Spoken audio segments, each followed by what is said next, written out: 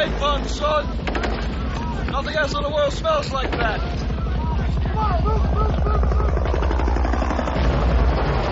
I love the smell of napalm in the morning.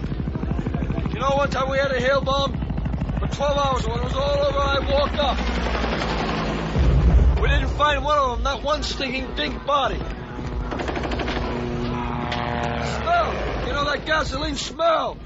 The whole hill. Smells like victory. Renee and George agreed with their dog after the war. Returned to their hotel suite and they unlocked the door. Easily losing their evening clothes, they danced by the light of the moon. To the penguins, the moon glows, the Orioles, the five satins, the deep forbidden music they've been longing for. Renee and George agreed with their dog after the war. Renee and George agreed with their dog after the war. Were strolling down Christopher Street when they stopped in a men's store.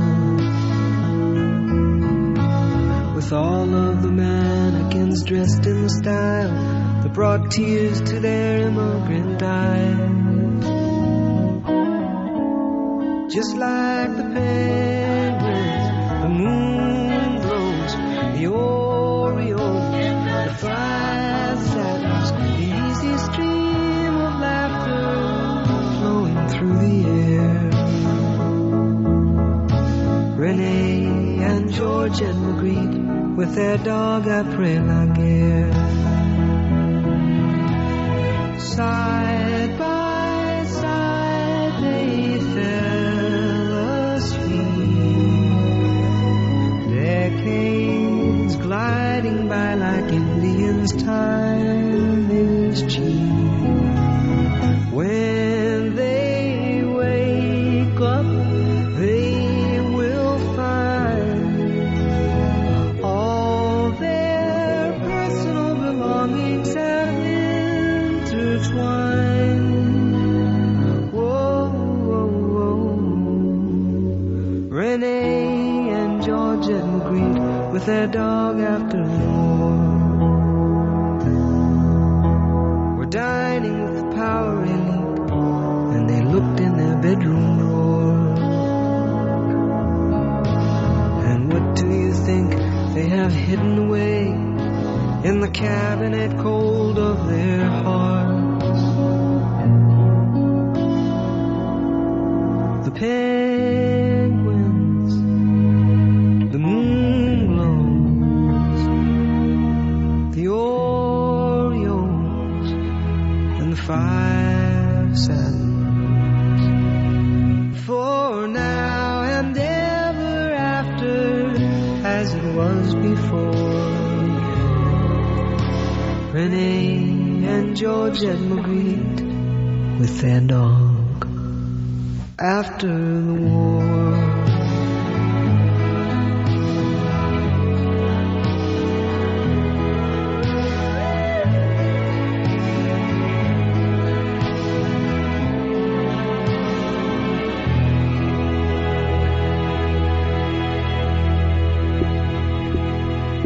Buddies, it's the Ron and Fez show. 866-RON-0-FEZ, 866-RON-0-FEZ. I'm Ron, there's Fez. Hiya, buddies. Earl Douglas with us, also the East Side Dave, former hot dog vendor, now finding himself Fezzy answering email after email from people going, where can I get the Billy Staples Dirty Christmas album? Well, look into all that, Dave. Take care of it for me, all right? Cyber Monday. British scientists say they've developed a male contraceptive pill that can be taken just hours before sex. So, if you were a male, would you take this pill? What do you mean if I was a male? What the fuck is that supposed to mean? I didn't mean it towards you. I meant in general. All right, what is your question? Other than trying to guess the gender of your friends. Would a guy take a contraceptive pill? I'll say this. I will definitely say I've taken it. That I can guarantee you. That guy won't remember taking that pill. I get away with the invisible condom line all I can, so this one will probably work out as well. All right, let me bring in Eastside Dave here. David, I know you're, luckily for you, very watery sperm, have never got one past the goalie, right? Absolutely. Would you ever say that you took the pill when you didn't?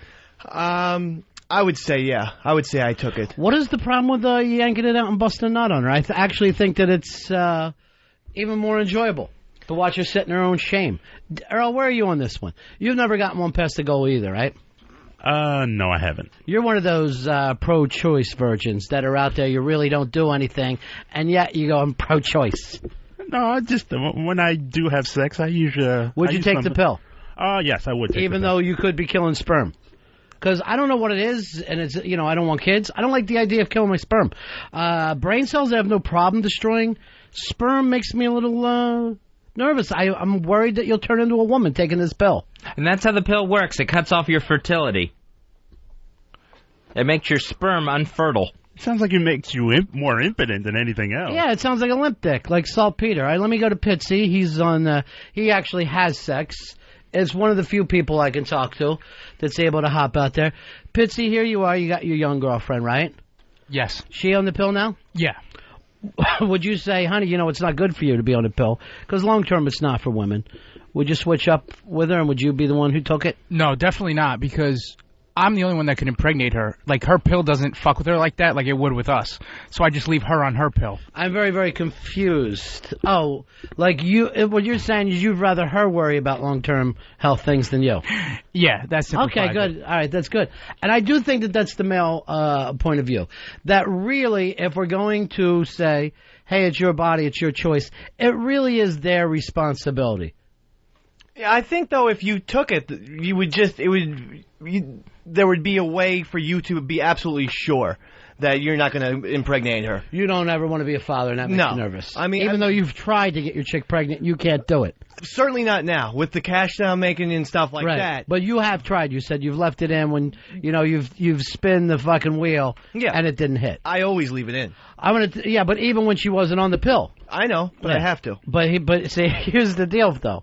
Your sperm is probably as clear as your skin. Yeah. You probably are looking at some kind of a sick minnow. You don't even stand a chance. No, I've noticed that too. When I've spanked it and it comes out, it's not silky white. I'm willing to say this. Was it more clear? It's very, very, silvery. I'm willing to say this. With you and your chick, it's probably as close to a male can get to lesbian sex.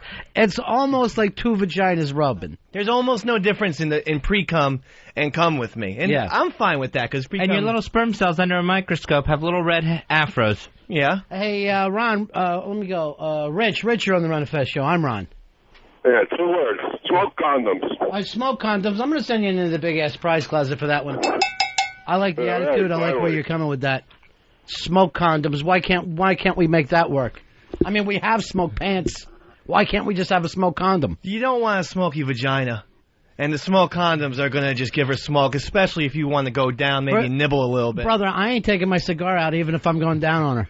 I'm still keeping the cigar in. I'm going to keep it to one side because I'm a gentleman. But I really don't like the idea of relighting. That's still going to catch a burn. Hold on, Rich. We're going to get you a copy of 9 Lives by Robert Plant. The 9-CD set contains all of Plant's solo albums and a bonus DVD thanks to Rhino Entertainment. Denise, you're on Ron and Fez. Hey, guys. How are you? Good. It actually doesn't block fertility. It keeps you from ejaculating. Yeah, that's what I'm really looking forward to. I want to ejaculate less. I know you don't get to blow your load, and that's not as exciting, but, you're still going bareback. It means nothing to us. Without the finish, and I know women are different, at least you lie and say it's different, because with us, if it doesn't have that, it's worse than missing the end of a movie. I got to stay all the way in. Now, what I do, Denise, see if this works for you, I'll just lie and say I didn't come. Even though I did, I go, no, honey, stop it. Stop worrying. By the way, if you need me, my name's Charlie. My phone number, 555. You can't do that, though, because when they get up, Oftentimes, I've seen it drips out of them. I've seen it. When they get up, I'm through the fucking window. I'm out of there with my fucking fake ID. Now, they didn't say it's not you're not going to have an orgasm, just you're not going to have jism. I think that would be helpful. No paper towel. Think of how much money... What are you saying? An inside orgasm? That's what you want? You are a fucking woman. That's going to swell your nads. Think of how many paper towels I'm going to save. Dozens of paper You're towels. You're the cheapest fucking redhead I've ever met in my life. Seriously. You might get more oral, though. Right, I'll never need a batch rag. Well, first of all, who wants oral if you don't bust that fucking thing? I gotta get off. I don't even understand that. This conversation is insane to me. Your chick might be more willing to do it more often if every time she didn't get, Ron's food. What is the point of sex if you're not going to get off? It just sounds like, hey, men, would you like extended frustration? This is fucking insane. I'd rather have my head held underwater. This is what women have dealt with for centuries. That's why we're glad we were born with cocks. We do not want to go through with what you do. Oh, why don't we just have a period once a month then? If we're trying to relate to women.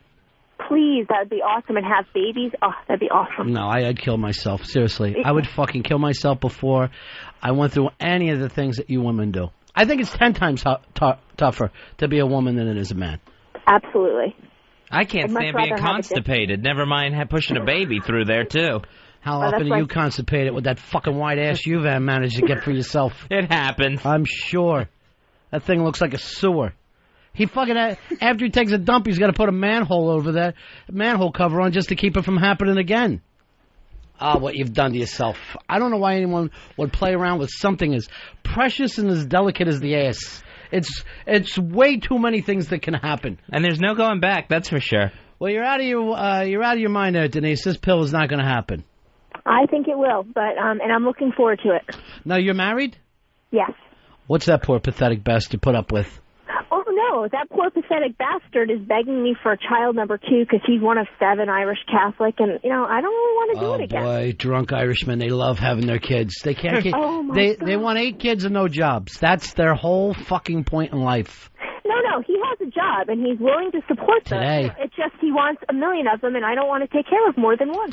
What's he want? Him hanging off the roof? Bunch of shanty Irish maniacs. That's how he grew up. Yeah, people to. You know why Irish guys love to have kids? People to drink with.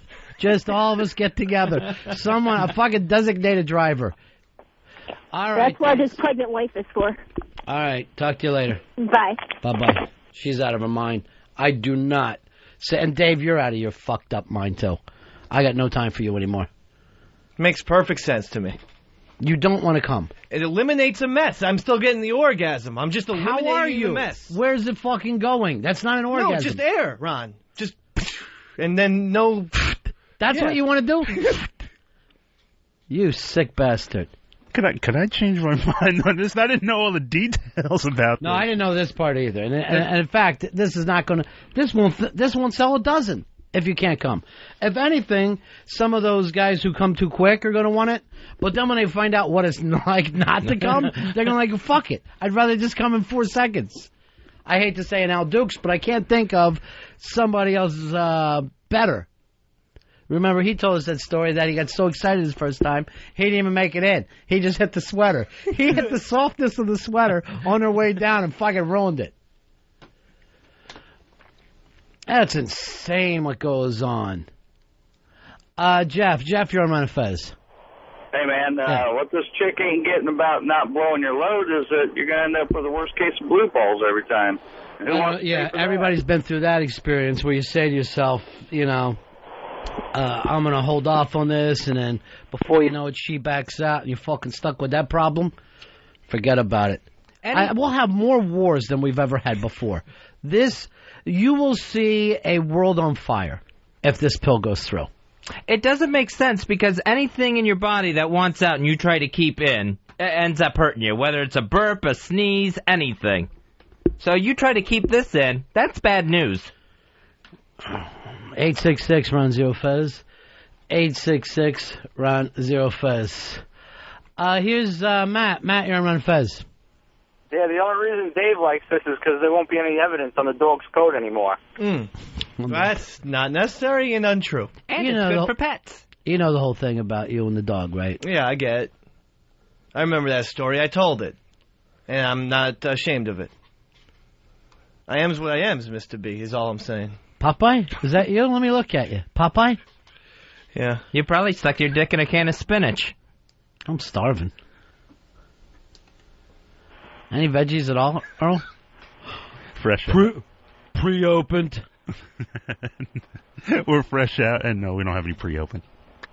Here's Turtle to give us the real story. How you doing, Turtle? Hey, guys, how are you? Hey. I could probably explain to you how this thing works.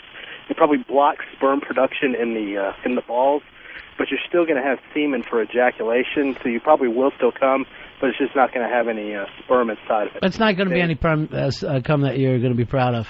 Well, no, it's more like shameful cum. It's shame cum, exactly. Yeah. Dave, you suck. Thank you. I like clear cum when I have... What's it taste like? Is it fucking delicious? Gives you that vanilla taste you're after? Never tasted. I tasted my pre-cum once. But... I'm going to seriously, I'll fucking throw you out the window. I can't even fucking sit around. Look, you just made Earl gag and run. Curious. Puking. I bet you were. It's like 16. We've all done something like that, no? I mean... No. Well, I did. And I was curious, and I found what it tasted like. Sort of like a salty little vinaigrette. That type of thing. Ow. That's for nothing. Seriously, that's just a fucking warm-up today. God, this show's gross. It's just fucking gross. TH, you're on the Ron and Fez show. How you doing, buddy? Hey, good, Ron. Yeah. Here's what they're going to end up doing with it. Buddies are going to buy it whenever you got a hot-ass, or you got a buddy with a hot-ass girlfriend, and then you're going to lace his drink with it so he doesn't get off and has to be all frustrated all night, piss him off. Yeah, well, I mean, if it's more thing, if you're going to dose people, seriously, you belong in jail. I have my own feelings about any kind of dosing. You know, and I'm not anti-drugs. I think people should do what they want to do. But I do not like giving drugs to people who didn't plan on it. I've seen it go bad. There's a poor fucking kid from my neighborhood still in a nut hut now because he didn't know how to ride out acid at 14. And I wish that was a fucking joke, but it's not. You guys start throwing these fucking pills at your buddies, and it's going to suck. The appeal of these pills is supposed to be that you can take them just hours before sex. Christian, you're on Ron and Fez. Hey, how you guys doing? Yeah. Hey, I was just going to say on this whole thing, rape victims aren't ever going to be vindicated again. They're going to lose out on that.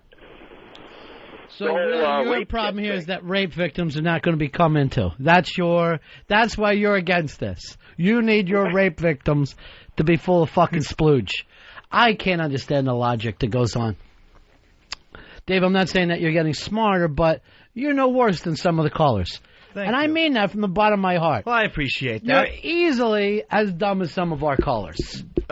Smart, you mean, not dumb. I mean that I think that you're the stupidest person out there, but then I see these blinking lights, I go to one of them, I see somebody that maybe you could end up beating and fucking password. I speak for the blue-collar Joes out there. Why? You've never had a blue-collar job in your life. You fucking worked as a waiter for 7 years. Yeah. You're service industry. Okay. So I work for the brown-collar Joes out there. I've never... Brown-collar, what's that? Some kind of an ass joke I don't know about? No, I mean, that would be the level below blue, I would assume. Yeah. Or I would call it a guy in a skirt. Oh, yeah. Can I help you? You guys need anything? I had a bow tie on. Come on, that's manly. Yeah, but still, it's not manly when you go, well, can I get you some apple pie? It's yummy. You got to admit that. I mean, everybody's got to do what they got to do. But I'd rather fucking hit an old lady in the back of the head with a sock full of hot nickels than I would find out if I could fill up someone else's coffee for them. It's too much for me.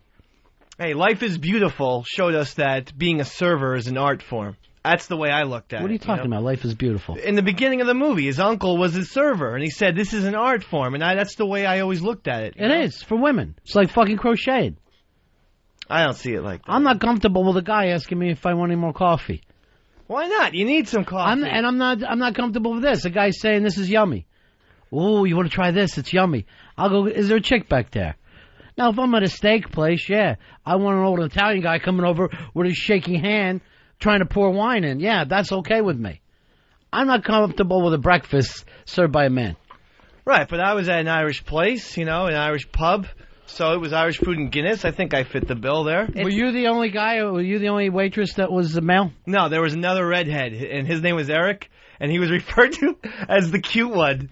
And I was referred out of two. I was referred to by who? The other guys? No. Was this the world's only gay Irish bar? Like the chicks who would frequent the pub would go, "Oh yeah, is the cute redhead here, or is the ugly one?" Oh God, I'm fucking and I sorry. was the ugly one. Seriously, I'm gonna stop picking on you. I really am. That's too much. That's too much. It was too much. Larry, you're on Ron and Fez. Mr. B, that was one of the best cowbells ever on the show. I was waiting for it, and it was so sharp and so sudden, you knew it just had to hurt. It was one of the all-time great cowbells. I commend you. I'll let you know a little something here. I threw it with the left hand. I threw that one with the left hand today. I know my knuckles, though.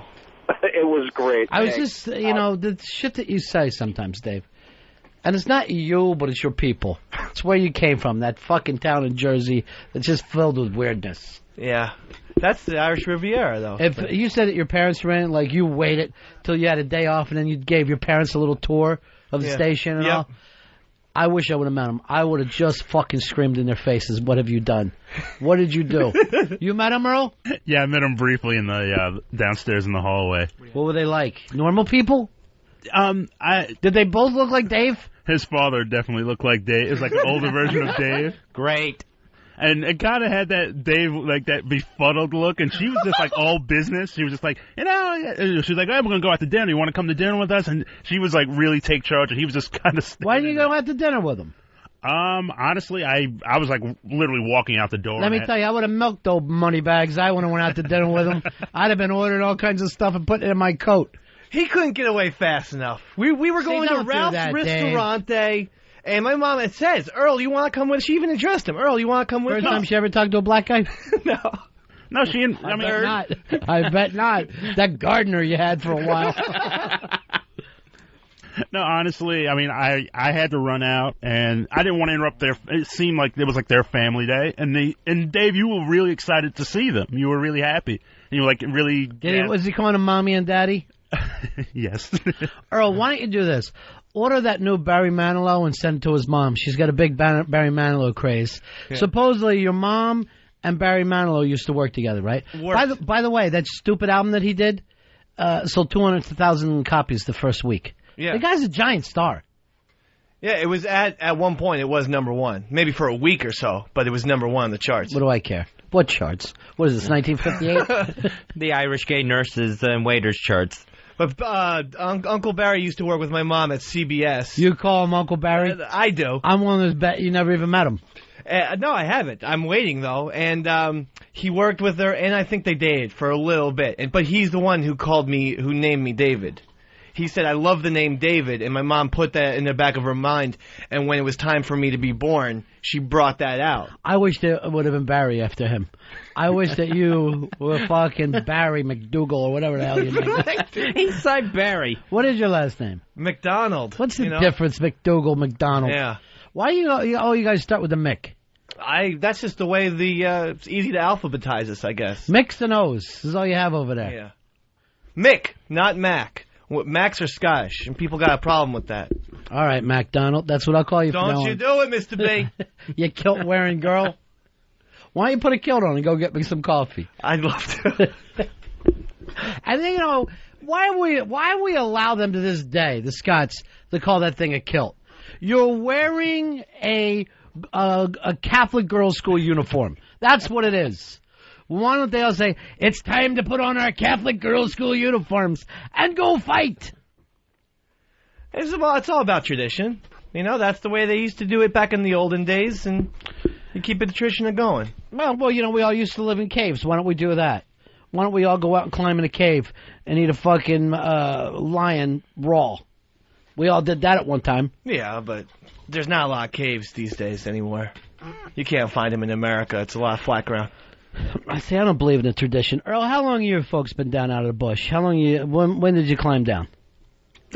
Several hundred years, as far as I know. So for 200 years, how far back? Let's be honest.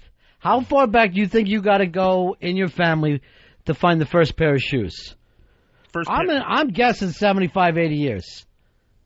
I would venture to say at least 150 years we were wearing All right, so that's shoes. nothing in the course of time. You know, going back probably to the Civil War, I think we wore shoes. Yeah, that were made for you. What about your own shoes? Wait, I think we made our own shoes. We had to fend for ourselves most of the time. I never heard of that. I never heard of any Africans having shoes. You didn't get shoes until you came to this country. I honestly couldn't answer that question. I don't know. I mean, you think, especially living in the fucking jungle, scorpions and snakes, all kinds of shit to step up on. You think the first thing they would have came up with was hip boots. Instead, they just get enough cloth to carry cover their balls, nothing for the wife's tits, and off they go, jumping up and down around a fire. It had to be so hot, you probably just didn't want to put anything on, including shoes. And where are you going to walk around at then? I don't know. It's, You know what the average lifespan was there? 9. They made it to fucking 9 years old on an average.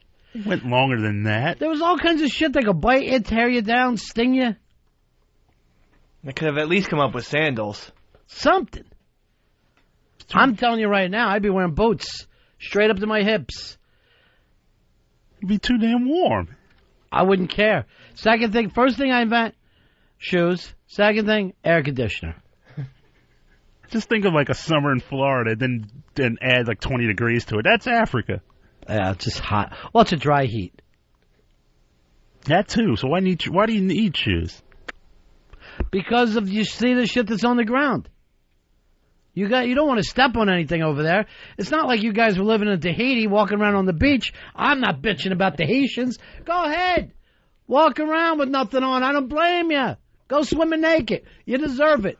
You hit the jackpot. You were born in a beautiful place. But I'm not walking around snakes with no shoes on, Earl. And it's not like shoes weren't in the area. I mean, they had sandals and shoe wear like in Egypt and biblical times in the Holy Land and stuff. You would have thought it would have trickled down through Africa. Trickled down how, Fez? You know, there was white guys discovering shit in like 1945 in Africa. That's how deep it got down. It's not like they were getting out, moving around too much. They were on their own. Now, luckily, we can fly over, drop some shit off in a box in a parachute. Here's some shoes. Don't eat them. Put them on. And undersized Adidas shirts. Yeah, they do. They do. You do see a lot of Michael Jordan wear in Africa now. What is it? Just stuff we cast off? I think so. It must be. Stuff we turn in the Salvation Army or something. I was watching one of those shows there, trying to get money for people. They had flies on them. Guy's wearing a party naked yellow T-shirt. Like, what the fuck has he got the party naked about? Then I thought, he doesn't know what that says. See the Air Jordan logo, the big... You see it all the time. I don't know who's sending that stuff over there. Here's Chris. Chris, you're on Fez. Yeah, we haven't heard a report from Earl in a while, and I would kind of like to know when African Americans started wearing shoes and why. Earl, would you like to do a report? I'm going to humbly decline that invitation. Why not? I love your reports. You're the one who taught me about baby dinosaurs on the Ark. No, and that's what got me. You know what? I'd rather not. I mean, because I would like to trace my family tree because I can only go back as far as the 1930s. Actually, yes, that's absolutely true. This is how far he can go back. He knows who his mom is, not exactly sure who his dad is. His family tree is a fucking stump. I know who my father is. Real father? Yes. If you ever met him, my mother tells me all the time we look just alike. Earl, you look like half the people I see in the NBA, but that don't mean they're your father. Do not look like Carmelo Anthony. I thought you did. Actually, I thought Manute Bol was your father, if I had to go that far back. Did you see the Earl fan at Seattle? Every time there's a Seattle Seahawks game, there's a guy who dresses in a referee costume, and he looks exactly like Earl. And he's got to be their, the fireman guy for the Jets. That's their little superstar, and he looks 100% like Earl. He was on the TV 3 times last night. Anybody watch football last night, Monday Night Football? Yeah, it was one of the best games, actually, that I've seen in a while. I thought it was great, except, the implosion at the end. Nice to see some weather, though. Yeah, snowy, far, getting it done, and then Then it's always Favre time. Then that other Favre shows up. I honestly think it's the same Favre. I do. That's Favre. But I'll tell you this, it does not dull his confidence. No. He'll never go, you know what, I ain't going to do that again. He's like, fuck it. I'm going to throw it out there and let the guy make a circus catch. They did the flashback when the overtime game where he's like, hey, we're going to take the toss and we're going to win the game. And his first pass was an interception for a touchdown. That was Hasselbeck. Yeah, it's Hasselbeck, not Favre. What are you doing over there, Earl? And they just showed all white people look the same now? Yeah, Is that the joke? Well, Hasselbeck does have the bald head. And they also made fun of his bald head, too, that he's been bald since he was like 20. Not like the prick can handle it. I mean, it happened to him. It's like teasing somebody for having polio. Hey, look at you. Sitting in a chair all the time, never getting up. Oh, Earl, you're awful. You don't know one goddamn white person from the other. But, and I guess if you're probably younger than, like, I don't know, 25, 26, you don't remember games being played in the snow. It used to happen pretty much all the time. And now it's that rarity that takes place during, the playoffs. Yeah, the last thing I remember is just the Patriots-Raiders snowy game. I mean, that's a rare thing, but it always used to be. Minnesota would play every game in the, sub-zeros, and then that's why that's where the gimmick of you'll get on TV, you show up and it's freezing, you take your shirt off. Those Minnesota animals always used to have their shirts off at all times. Well, maybe the Minnesota Vikings, that early Alan Page, the Purple People Eaters, maybe the best team never to have won a Super Bowl. I'm not so sure about that. I like the first Broncos team that had Elway, that had the best defense, I thought, in the league. The team that lost to the Giants in '86. That was Elway. And not just lost; they got the shit stumped out of them. I know, but I think it was one bad game, and I think that Broncos team was fucking great. Didn't they, that period, they lose 3 Super Bowls? They're like 3 and 4 years? Yeah, I think they did. I think Elway dropped quite a few before he went on. But then you got to look at the Buffalo teams. Right. Great teams never to win a Super Bowl. I mean, teams that you can, sit around still and name half the guys on the team, and then nothing. Again, particularly that first Bills team that lost to the Giants. Cause Thurman Thomas is going to go in the Hall of Fame. Jim Kelly's in there. Bruce Smith, I mean, the fact that they went to 4 straight Super Bowls, I don't think it's been done before or since. And you usually say dynasty. But right. It's just... No, it hasn't been done before or since. 4 in a row? 4 in a row. I think that was the only time. 4 in a row. I mean, 3, I think Miami Dolphins did. They dropped the first one. They won the second 2. No one's won 3 in a row, right? Right. Absolutely not. The 49ers were going for it, but they didn't get it. Patriots were going for it. They didn't get it. But to do 4 in a row and not win any of them, I mean... I can't imagine the devastation. I don't think Greg from Buffalo has recovered yet. And then the poor bastard, I get an email from him. Hey, we've won 3 out of the last 4. We should have beat the Colts. It really thinks that... I just want to hug him like I would any, rape victim, who somehow thinks they can get their family back together. No, it's not going to happen, Greg. You live in a jinx city. There's nothing you can do about it. I'm sorry for you. You're a nice enough person. Just something happened. Poor Sappy never gives up. That Minnesota team, I think it was in 97 or 98, where they they lost one game, went to the championship game, and lost to Atlanta in overtime. An awful Atlanta team. Yeah. With that whole dirty bird. The Atlanta team that really nobody even remembers went to the Super Bowl. It was such a dull year. Yeah, they lost. That was Denver's second Super Bowl. Because people go like this whenever you're at a party and someone's going to go, what teams haven't made it to the Super Bowl? Everyone always says Atlanta. This isn't even 10 years ago. And people do not remember that year. Wasn't I can't remember a single guy on that team. I don't even know who the coach was. I want to say Dan Reeves. Dan Reeves was the coach, and Jamal Anderson was there. That was a big thing. Running back. Chris Chandler was the quarterback. And I think one guy, was it Ray Buchanan, got arrested the night before the Super Bowl for trying to pick up a hooker? Yeah, there's always the night before the Super Bowl. Remember that guy in Oakland? The Raider who ended up down in Mexico, all fucking whacked out. I think that was Barrett Johnson. Scott, you're Ron and Fez. Yeah, the Pittsburgh Steelers went back to the Super Bowl 4 times in a row and won all 4 times in the 70s. Bullshit. The Raiders were in the middle of that. There was a Raider victory in the middle of all of it. Yeah. There's no way the Steelers won 4 in a row. No way. Yeah, there was definitely 1 year in between. And I think that was the year the Raiders won. 77, the Raiders. Yeah. And the Raiders would have probably been the greatest team never to have won a Super Bowl if they didn't eke that one out. Because I think if the Steelers weren't the dynasty, then the Raiders would have been. Well, yeah, maybe. Well, what about that 84 Dolphins team with Marino when they lost to Montana's 49ers? What's the name that you said there? What's the jinx name that you said? Marino. Yeah, that fucker can't win. He cannot win the big one. I know in baseball, those early 90s Oakland A's teams with La Russa, with the Bash brothers and Dave Stewart and Bob Welch. I think they went 4 years. They had 4. That's a whole different sport. Let's sit around and talk about the Yankees in the 20s. We're talking about professional football. Every time you are so off today, Earl. Why don't you bring up Matt Hasselbeck? His wife is on The View. Whatever you say is wrong. I'm just saying great teams that never won. I didn't know. Well, that's crazy talk. Now, we're not going to expand this. We're suddenly, what about that Russian hockey team in 1980? That was a great team. They didn't come home with the gold. It's November. It's pigskin weather. That's why we're doing it, right? Stop it. I'm feeling it. Seriously, I don't like when you try to fucking nuzzle up next to me. It makes me... I like you as the bastard son. I don't like you as the favorite. Earl's the favorite. Oh, I know that. I'm just saying I like pigskin weather. Earl's just having a crazy day today. It's not even an off day. Just wacky talk. Yeah, my wiring's a little crossed up today. What is it? I'm fine. I feel okay. I'm just... Want us to send you back for an MRI? Actually, I mean, obviously we can't show it on the radio. Behind my right ear, I have this enormous cock welt in the back of my, right behind my ear. I have no idea where it came from. Tumor time again.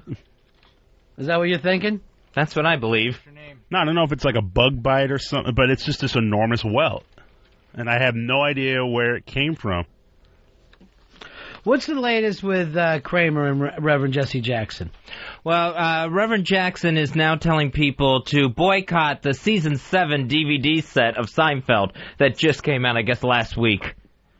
Now, didn't Kramer already go on his show and apologize? Yeah, he was on his radio show, Keep Up Alive. What is he going to learn more by this DVD being banned? I don't know. For some reason, they feel like there's got to be some sort of punishment for Kramer, like apology isn't enough. But this isn't Kramer's DVD. You know what I'm saying? Right. And it's not even like the Seinfeld people can fire him. You know what I mean? It's not like, well, we've heard this. We're so offended. We're going back and plucking Kramer's head out of every single scene. There's nothing you can do now. That happened in the past. Yeah, this is... There's nothing to learn from this. There's no chance for either punishment or healing. Earl, where are you on this one? I think the whole point behind this boycott is to kind of hit Kramer where it hurts financially. It isn't hitting him. He gets a fucking lump sum of money because he's an employee. Okay, I thought he was. What you're doing is hurting, the company and the other people that are part of that team. You're not hurting him. What percentage out of every tape? The tape costs what? $15? Yeah, probably. What do you think, how much that goes into Kramer's pocket? A dime? A quarter?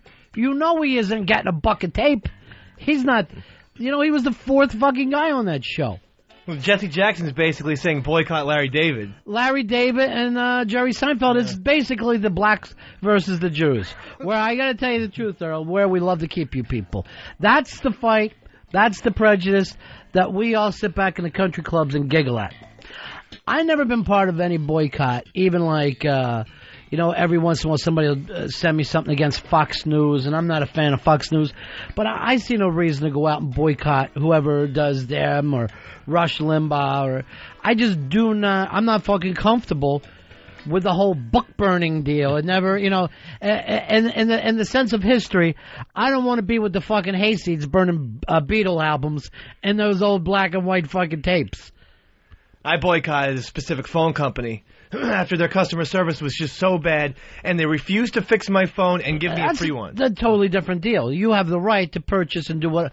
But I'm not saying I'm going to boycott a phone company because they happen to have bought ads on a TV show that I find offensive. I'm not going to fucking play that game. I don't see how it gets done. And I don't think it helps things, Earl. I think it makes it worse. You didn't think the Montgomery bus boycott was effective? If you are going to compare, and the fucking funny thing is because Jesse Jackson is probably involved with both.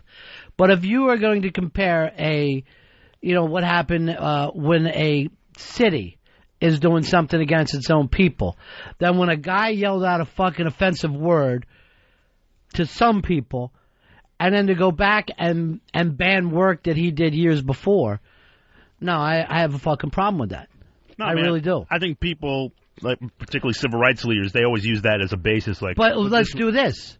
How many fucking black movies are out there, black fucking records that use that word? Why aren't they being banned? Where's that boycott? Why not take care of your own first? No, and Bill Cosby and all those guys, they've tried those types of boycotts. I remember that movie, what was it, Booty Call, with Jamie Foxx. There was an attempt of a boycott of that movie, and the movie... And what was the problem with Booty Call? They said it was... You're not going to believe this. I didn't see it. They said it kind of was like, it was coon behavior, and it glorified, And there's fucking Jamie Foxx now, acting like he's anti-Kramer. I mean, he's on. You're not helping. We're not heading towards healing with this. You got to know that part of it's true. When you do stuff like that, boycotting art, which is really something we expect out of fucking Rudy Giuliani or somebody, that fucking dense, I think I got a problem with it. No, I mean, I think the best boycott is what you said. It's like, I didn't see this movie. Just don't go see the movie. Make up your own mind and not see the film. My point is this, though. This fucking work is not racist work. The Seinfeld Season 7, no one has ever said this is racist work. You are going and attacking people that had nothing to do that weren't there that night.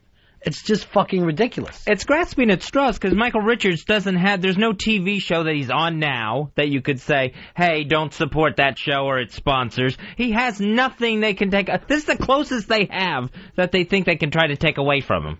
But what I'm saying is, all it does is line people up against your cause. Because now you've stopped reasonable talk about this.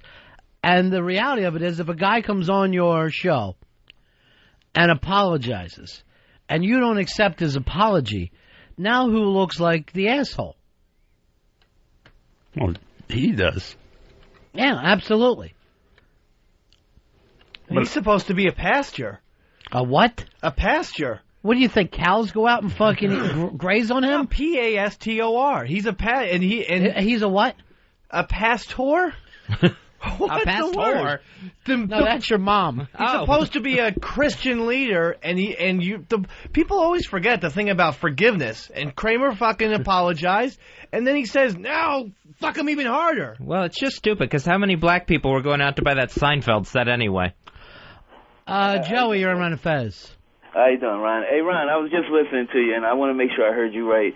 Because if I did, your concept is flawed, because you said that it's not right to boycott what Richards did in the past, his work that he did in the past for what he did, recently. How do you feel? Okay. Yeah, go ahead. What do you have to say about this? How do you feel about OJ? I bet you boycott everything he did in the past. Absolutely not. I'm not for taking him out of the Hall of Fame. Not for taking away any of his records. None of his movies have been pulled down. There was never any boycott against that work.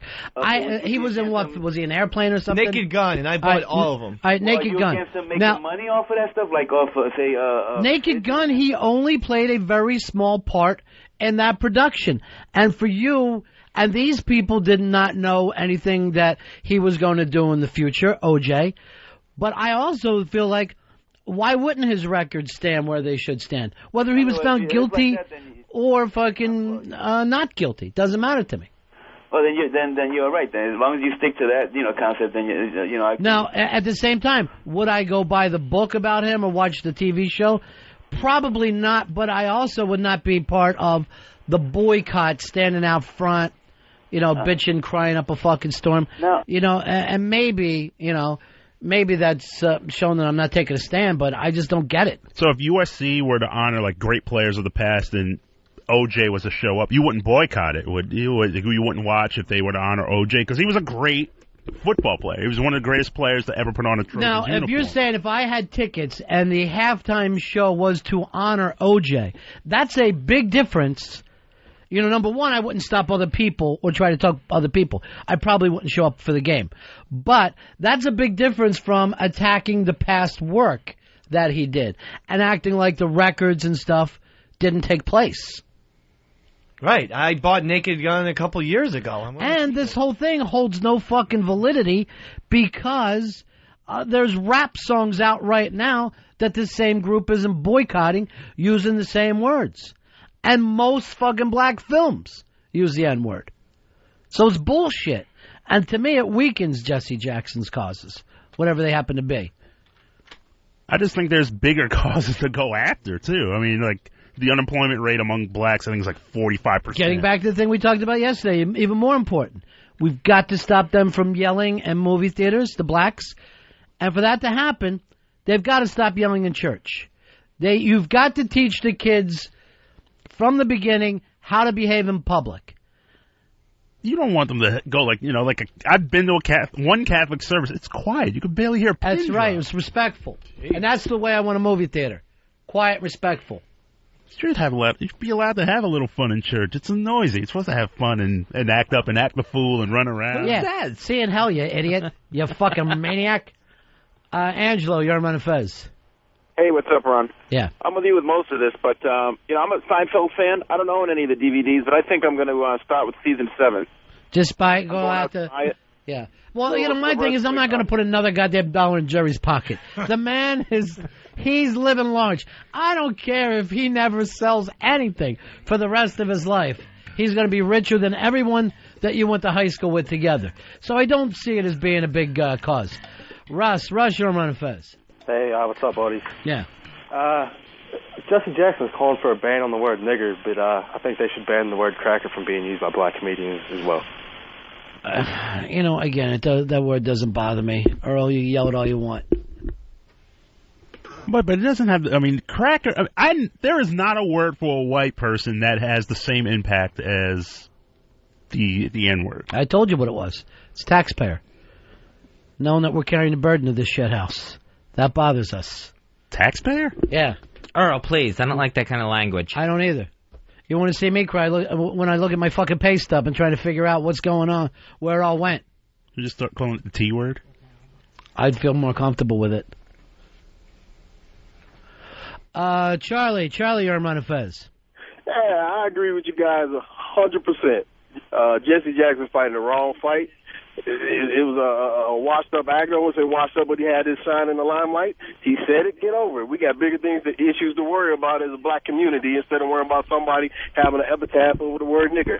If we were at this point of saying, okay, there are problems between black people, white people, as well as Asian people, Spanish people.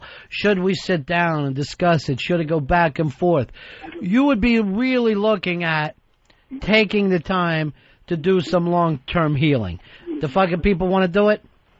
No. I don't think so at all. I agree. I don't think people on any side want to take the time and responsibility to do that work. Does it make some white people to feel better to go, I hate Kramer, he's a racist, when they don't look at the racism in themselves or their own family? That's what all this shit does when you're fucking, starting pointing fingers at other people. It's so that, you're part of the fucking mob, so you're not the one, singled out. I don't understand this part of it where some sort of punishment or payment has to be made. Where you have Jesse Jackson wanting a boycott. You got the guy that owns the Laugh Factory wanting Kramer to have to donate millions to charity. You got the guys that he yelled at suing, and their lawyers saying that they have to be paid. Where does payment come from for saying something stupid? It makes no sense that you have to pay for that. Do you imagine how much we'd pay for every fucking mistake we make? I'd never finish writing checks. Yesterday, you were so racist about that Penguin movie. You actually somehow offended me. Tom, you're on Ron and Fez. Yeah, by the same line of reason, shouldn't Jews not drive a Mercedes-Benz or a Volkswagen? Well, the point here is, what happened pre-World War II, all that stuff was horrible. But at some point, if you're Jewish, if you're German, you got to put it behind you. You know what I mean? Like, if you really want to move on, you can't live there all the time. Yeah, I'm all for not letting it happen again, never, watching for the signs of when these type of things pop up in the world. But to be able to move on, you can't punish, let's say, the Germans forever. You have to say you lost the war, you rebuild, you understand the way to treat people, and then you move on. You can't bring it up to these fucking people every day.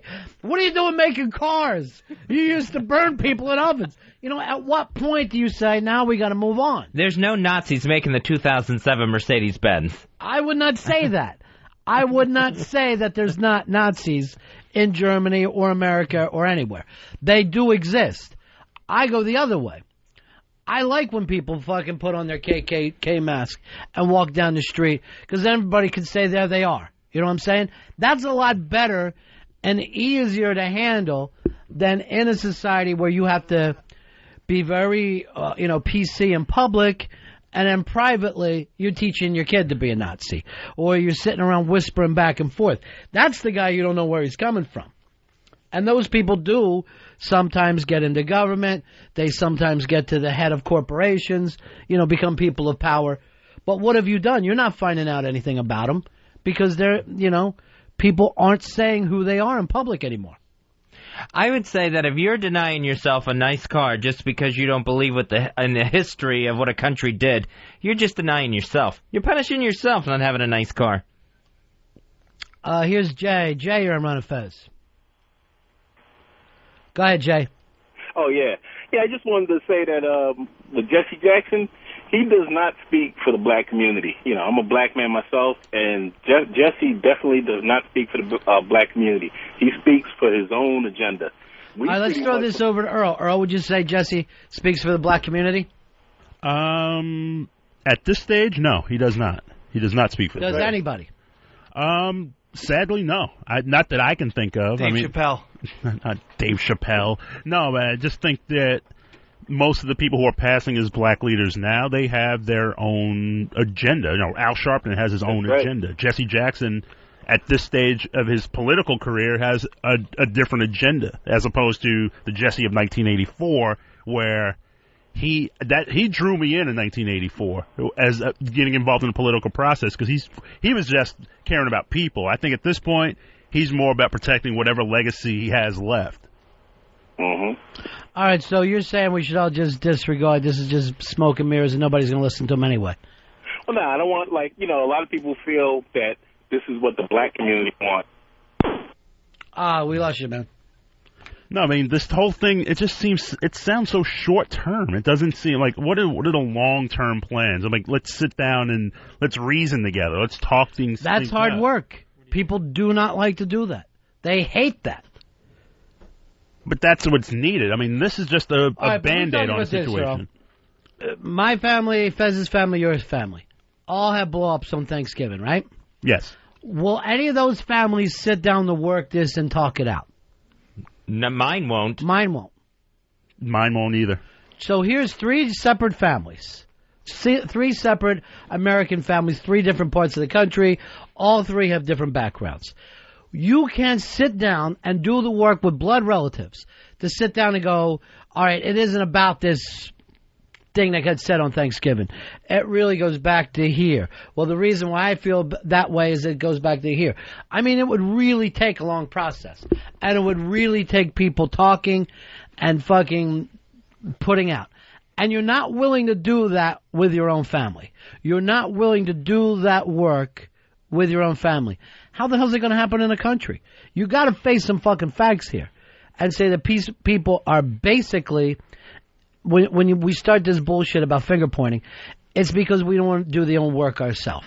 If anyone was ever evolved, whether it was spiritually evolved, mentally evolved, they would not spend the time worrying about this kind of shit. They would go after it with understanding right from the word go. But we don't have those kind of leaders now on anywhere in this country. But I always look back on let's say, like post-World War II, what happened with relations between the U.S. and Japan. We don't bring back... I mean, I don't think there's any lingering feelings of World War II. We dropped a bomb on them twice. Well, there is with some people of that generation. You know what I mean? They're elderly now. There's some people that, you know, some of the old... on both sides that still never got comfortable with the trade that went back and forth. One of the things that works there is money. People will put things aside over money. That tells you something about the human condition. You know, just like everybody in the family that can't get along. Oh, let an old fucking grandfather die and leave a fucking mansion to a bunch of kids, and you'll see them all showing up together trying to fucking do just enough to get that cash so they can go their separate ways.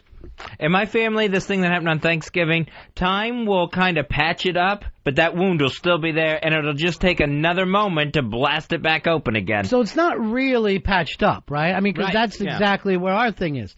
That it takes something that isn't big, and then people explode over the little thing because you've got years, decades, maybe even generations of this shit in your past. Yeah, my parents threw that out there. It was like, you know what, we just need, everyone involved just needs to just sit down and really reason this thing out, and it just sailed over everyone's head. Absolutely. It was like, you know, the breeze and the wind. It was just, that wasn't even discussed, like the idea of just sitting down and talking like human beings. Yeah. It takes a long fucking time. It's a lot of work, and who wants to do it? Nobody wants to do that. Hello? I don't know anybody that wants to do that. Mike, how are you? Yeah, hello? Yes, go ahead, Mike. This whole situation is disgusting. This man made a mistake, and all the vultures out here now is pretty much extortion. And when they say that a black man can't say anything worse than than the N-word to a white man, how about when they call us every white man is the devil? That's pretty hurtful. When kids doesn't hurt me. It really doesn't. I kind of like it. Oh, really? That doesn't hurt. When no, the being called the devil doesn't even bother me slightly. So he's not being extorted now for... And see, here's the reason why. I know I'm not the devil. Why would that fucking hurt me? Yeah, well, all right, so you call, say, a black man the N-word. Is he really that? Is he really that N-word? That's a place to start with that. Why do you take it upon? You know what I mean? Why would you take it on? Why are you guys calling themselves the N-word? Because here's why, Mike. And because I have no problem with the word personally, but I'm on the fucking radio, and I feel like a person like you, who seems like you're all fired up with that, will hear it and feel like me and you are on some kind of the same side.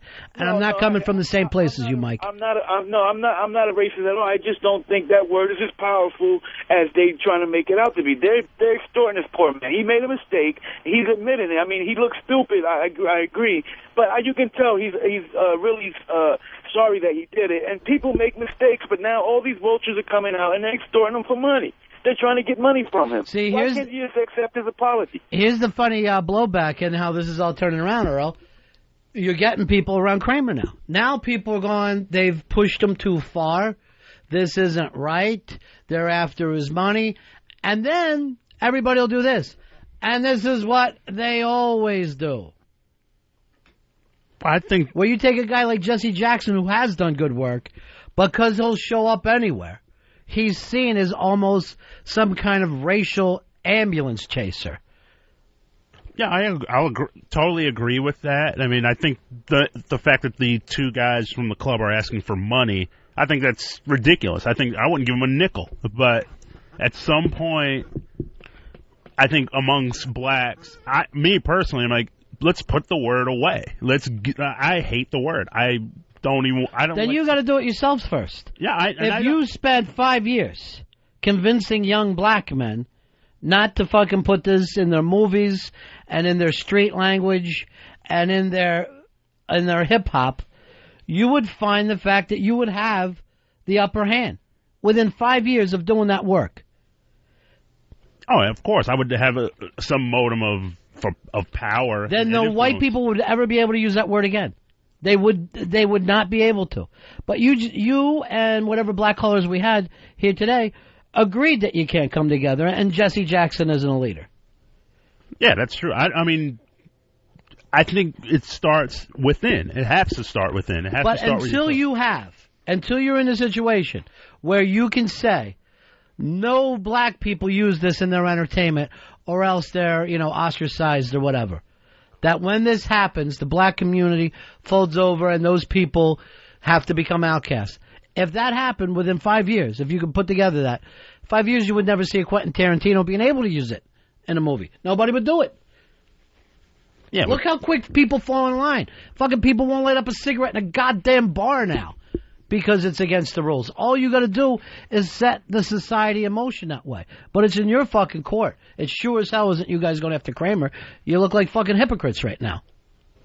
No, I absolutely agree. I mean, you can definitely go after just about 99.9% of the hip-hop songs that are out there now, and that's a start, and of course the movies. But I don't know.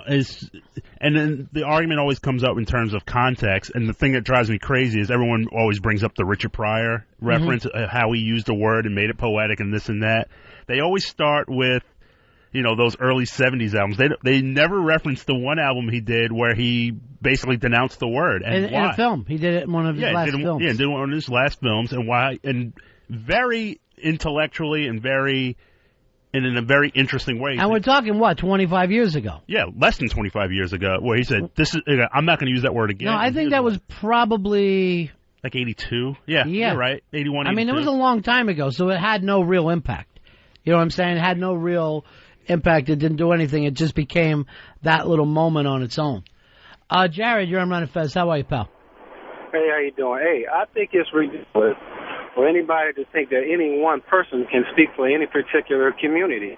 Absolutely, Jesse Jackson speaks for a segment of the black community.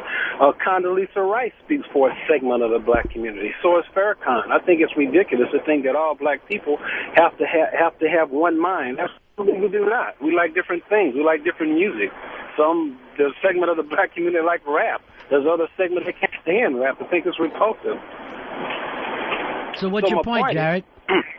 My point is, the gentleman said that Jesse Jackson does that for the black community. Well, he does. Who speaks for the white community? Why does one individual have to stand up and speak for the black community? I'm willing to speak for the white community. I don't know whether they'll have me, but right now I'm willing to put the word out there that I will speak. As if we only have one mind. Now, yeah. You know, you don't speak for the entire white community. There's a segment that enjoy you. Hell, I enjoy you. You can speak for me. All right, I'm going to speak for the white community and Jared. So all this stuff is just smoke in the air, though, Jared.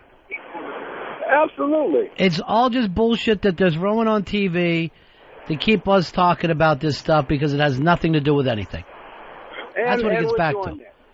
Absolutely. So if one person speaks up and says, I speak for the black community, how can you do that? There's no one person. To do that, that's to say that we all are of one mind, and that's ridiculous. All right, my friend. Take care. All right. I would like to do something right now. If the white community will have me, I will sit down with Jared, who hopefully the black community will get behind. I said we'll work this thing out within 3-4 weeks. And you got my vote. Of course I do. It goes without saying. Dave, you're crying because you thought it was going to be you, but you're not ready yet. You're too green. I know. I guess I'll vote for you. Why don't you do this? You can represent the dog fuckers, and if anything comes up where we need the dog fuckers to come in, it'll be you. More than happy to. Dan, you're on Ron and Fez. Hey, Paul Mooney was on, I believe it was CNN, and he said that after this Michael Richards incident that he won't be using the N-word in his stand-up anymore. Well, he just did O&A the other day, and I didn't hear the whole thing, so I got Earl to burn it for me so I could go back and read it. And with Paul Mooney, I'm a fan because of the work of like his career, what he did with Pryor early on. I'm more of a fan of him behind the scenes than in front of the scenes. But again, Paul, you know, it took you to this age before you could work it out. Why do you expect others to, you know, to already know it? You know what I'm saying? The thing is, you cannot go after people without a certain amount of understanding to why they do the things that they do. Why do they get to that fucking place? It's almost like, let's suppose that a woman was molested when she was younger, right? Then there's probably, she's not going to feel comfortable alone with men. No matter how many times you say, hey, I'm not the fucking guy who did this, she's still going to have those feelings. Those feelings are very, very popular, very, very powerful inside her. So it isn't just about saying words to people to get them to change the way they feel. They feel things because of shit, some of it on a subconscious level. It makes you wonder, too, if people that are going to quit saying it just don't want to end up in a Kramer situation, too. I don't know what you mean. Where Kramer catching heat for saying this. People don't want to get caught on videotape or, in a rage moment or something like that, like Kramer did. If it's being dropped out of fear, other than out of respect for black people. Well, okay, I got you now.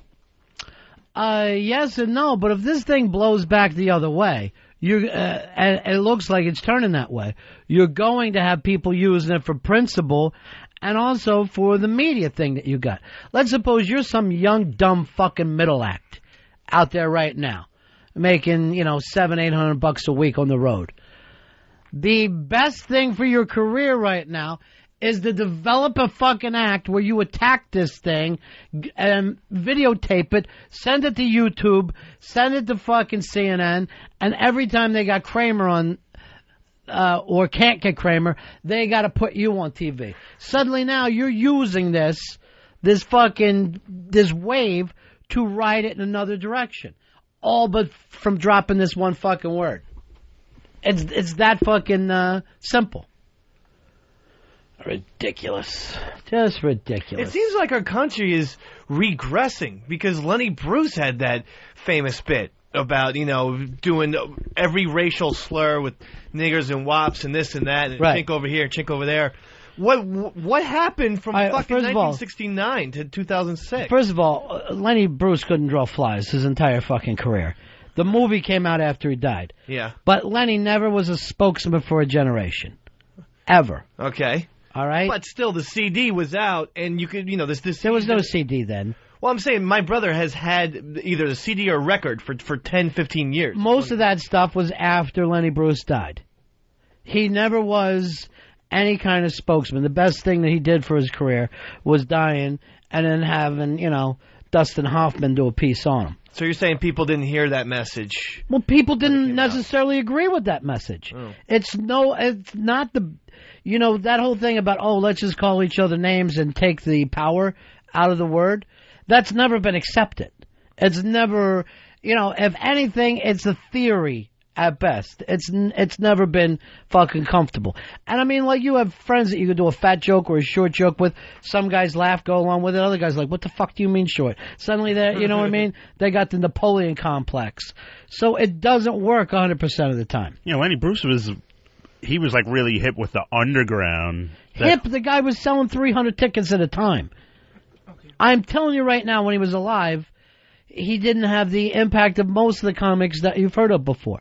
I mean, he never had the impact of a Kinnison. It didn't happen over his lifetime. But I mean, at least the idea was out there from Lenny Bruce, and why we haven't grown up. I mean, if someone's thinking about that and the way the words speak, because it takes work. No one wants to fucking do the work. 40 years. You wanted to. But in 40 years, has any work been done? I mean, you can't act like race things aren't different. I'll give you an example. You figure 40 years ago, Heroes is on this week. It's got nothing to do with race stuff. But there's a blonde woman, very, very blonde, married to a very black man. Not only is it acceptable, but it's not even talked about. It's not even a plot point where you're black, I'm white. You know what I mean? Right. We're even far past that. So things have happened. You never would have been able. At one time, you wouldn't have been able to get it on TV, and another time, it's the only thing that the TV show would have been about. And now we're at the point where it's just there. It's just as if it's two characters. No one sits around going, "Wait a minute. How could that be her husband?" We have made progress. I guess, but, then people should just grow up and just the very last frontier. People should grow up. You're letting dogs lick your butt. Okay. I saw you fuck Jelly. Now you're acting like you're above society? We got one more. Somehow better? One more frontier to go. It's words. They're the most harmless thing. That whole sticks and stones thing is totally bullshit. Nothing can hurt you. Except...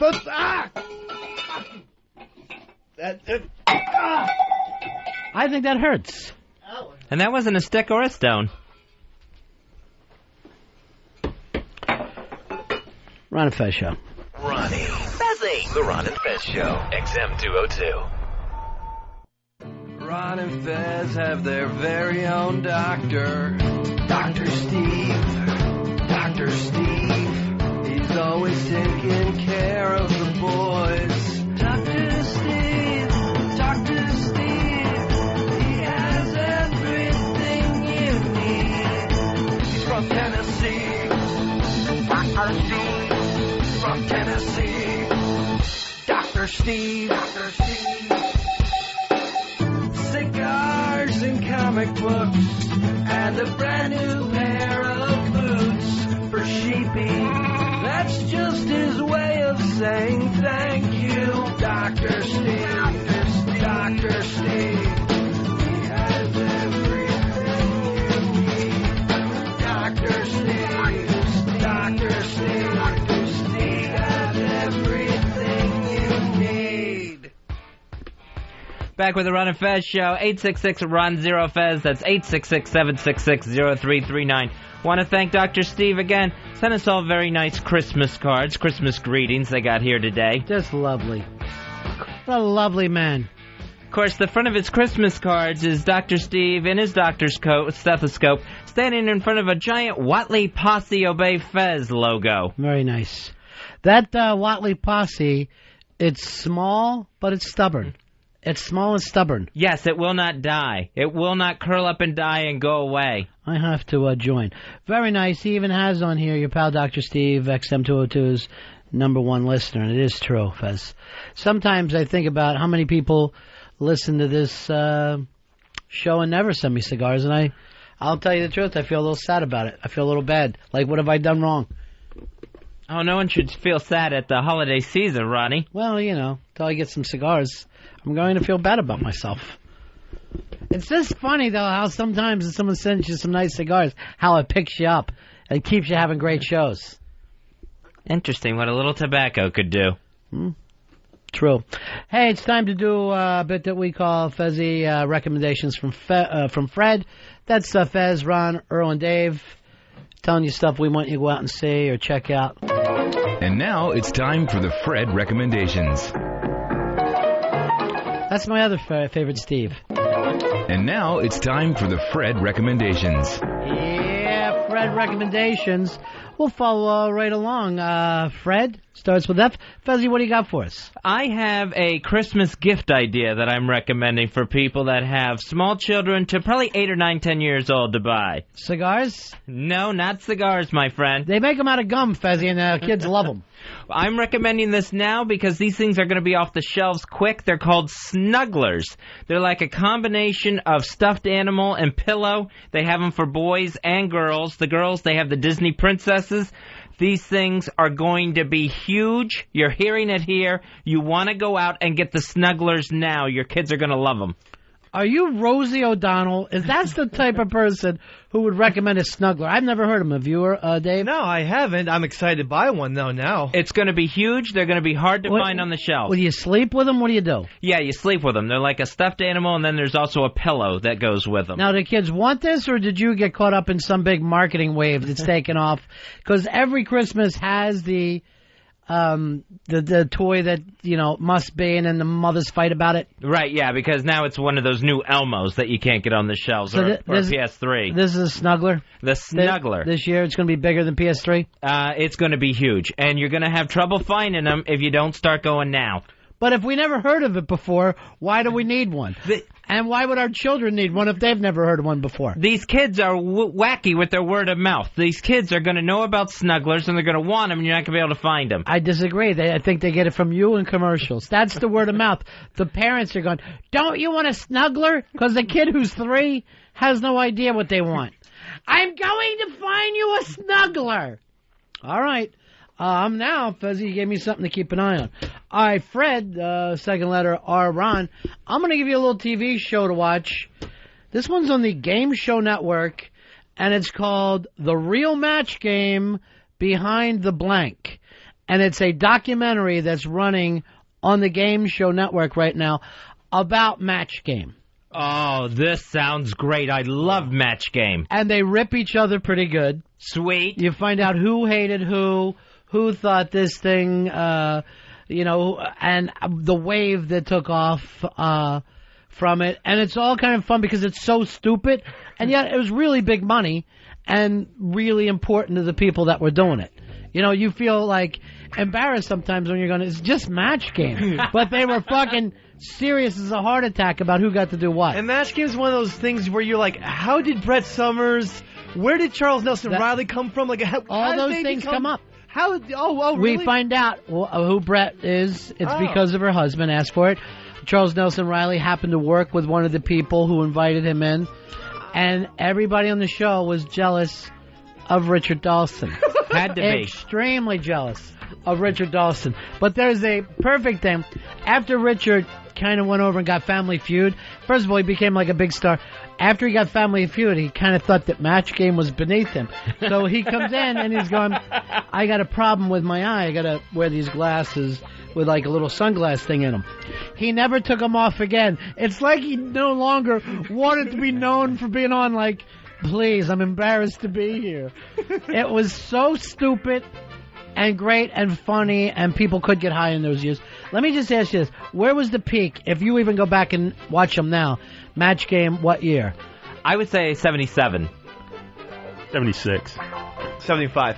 I'm going to agree with Earl here. Even though it's just a judgment call, I think 76 was the peak. We're riding the wave, and we haven't started hating each other yet. You could do that with, like, almost any band where, like, hey, we're really popular, but we haven't hit the downward crest yet.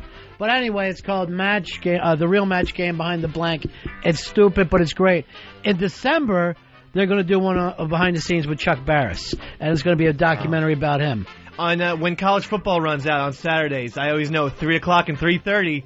Game Show Network, Match Game. It's a very bizarre thing that people still watch a stupid game show from the 30s. And how soused were they when they were doing these shows? They would break for lunch. So Monday and Tuesday, not a drunk show. Wednesday, Thursday, and Friday, pretty fucked up. Pretty hammered. I totally agree with the Richard Dawson, everyone jealous of him. He was always the guy that got picked for the bonus round. You can pick one celebrity to help you, and it was always Dawson. They do that whole piece, and then they also did how they eventually came up with the wheel, where you had to spin a wheel, and that's the person you had to match with. And Richard took that as an affront to him. That was a slap at him, and the glasses got darker. Well, Richard was good at that bonus segment. See, the thing is, other people didn't take it as seriously, and Brett Summers was always screwing around. Right. But Richard Dawson... Now, Brett Summers was a fucking retard. If you go back, she didn't, like, screw around like, I don't care. She had no idea what to do. And, like, she was like later, those questions were stupid. Nobody could do them. And they would just show that... They had like a short montage of when questions would, like Brett would just have a face on her like, what? That doesn't mean anything. She needed her husband to explain. All right, so now I see that you guys would love this. Yes. My thing. And let me just say this. The feedback over Snugglers is unbelievable. I didn't see anybody getting involved with Snugglers. Fred, third letter, Earl. Earl, what do you got for us? What do we need? Just in time for the holidays, there is a new box set out, 4-CD box set out called Hooker by John Lee Hooker. Oh, I love John Lee Hooker. And what makes this box set unique is that it covers his entire 50-year career, all the labels he recorded from, basically from his first recording to his last recording. It's all in one box set. He's phenomenal, too, man. And that guy was fucking an old man and still cool as hell. In the booklet... This man was never young. Yeah, right.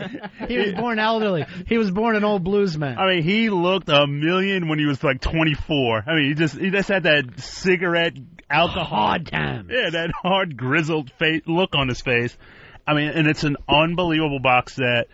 And I was in a situation one time in a club where I almost opened for him.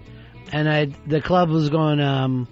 hey, I don't know about money, and I'm like, I don't give a fuck, I'll go up and I just want to fucking say, I fucking opened for John Lee Hooker, and then the whole thing didn't work out. I was so pissed.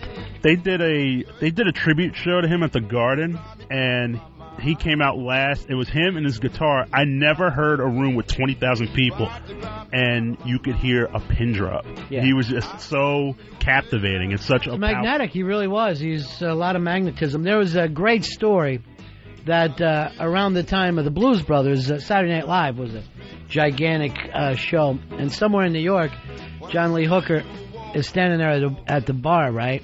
And he's talking to these two really young white broads, and he's working them.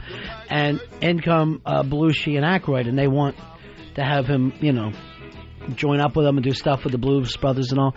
And he's talking to these two, like 20-year-old white girls, right? And he's got to be a million.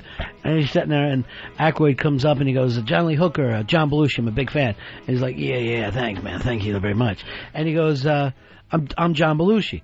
Yeah, thanks, brother. I'm in the middle of a conversation. And he goes, we're John Belushi and Dan Aykroyd. Don't you watch us? We're on TV.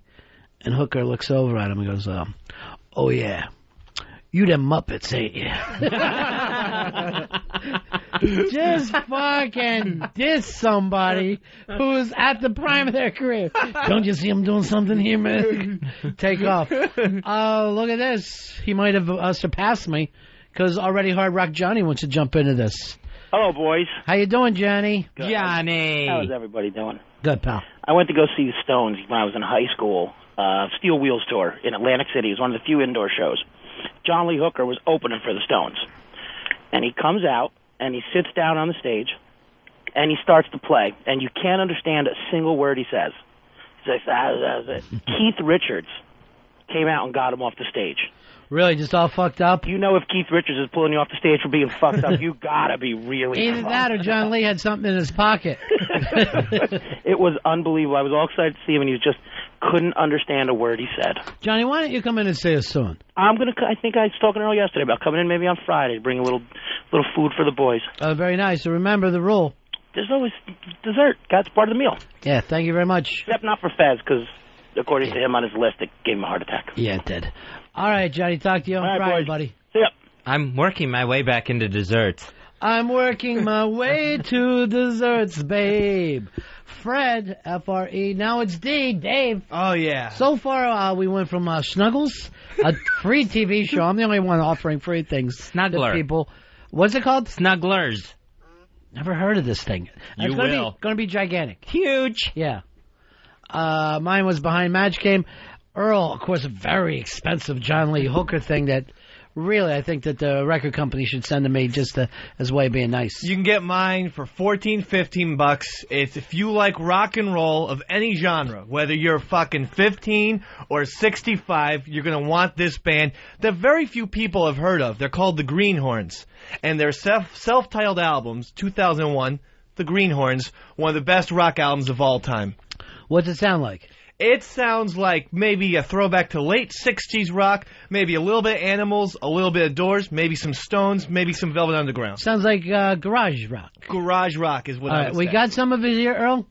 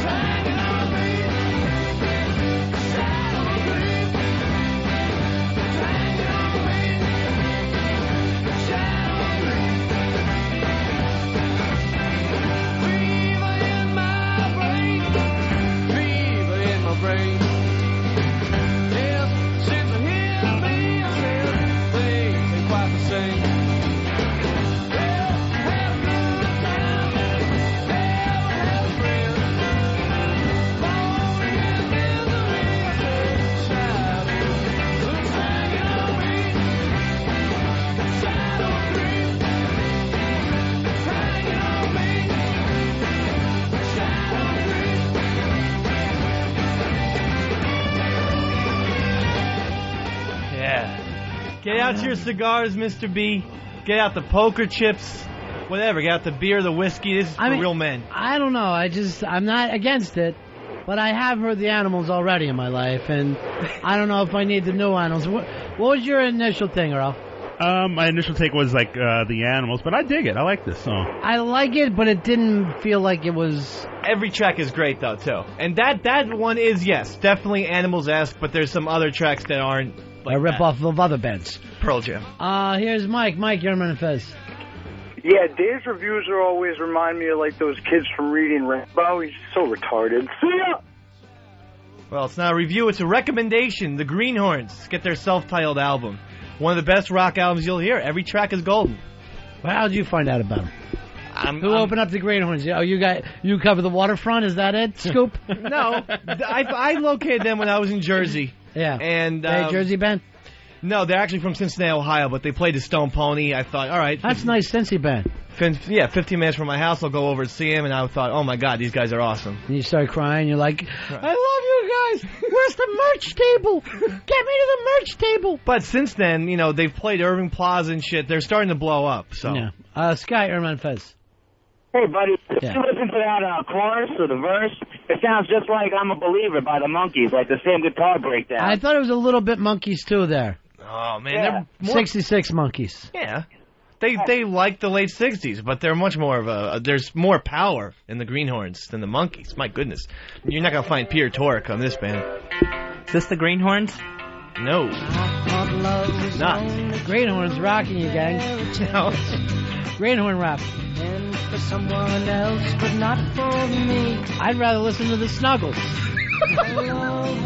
I'd rather listen to Very Filthy Xmas. That's the way it seems. There you go. Pull that, can we? So that I can do that with every time he actually eats it. Then I saw her face. That was Fred Recommendations. All right, not too bad. I have to admit this. The only thing I won't be looking into is the Snuggles. Really? I don't like to be... and you know what? You may be on the wave. I don't know how you found out about this, whether you read an article or talked to somebody.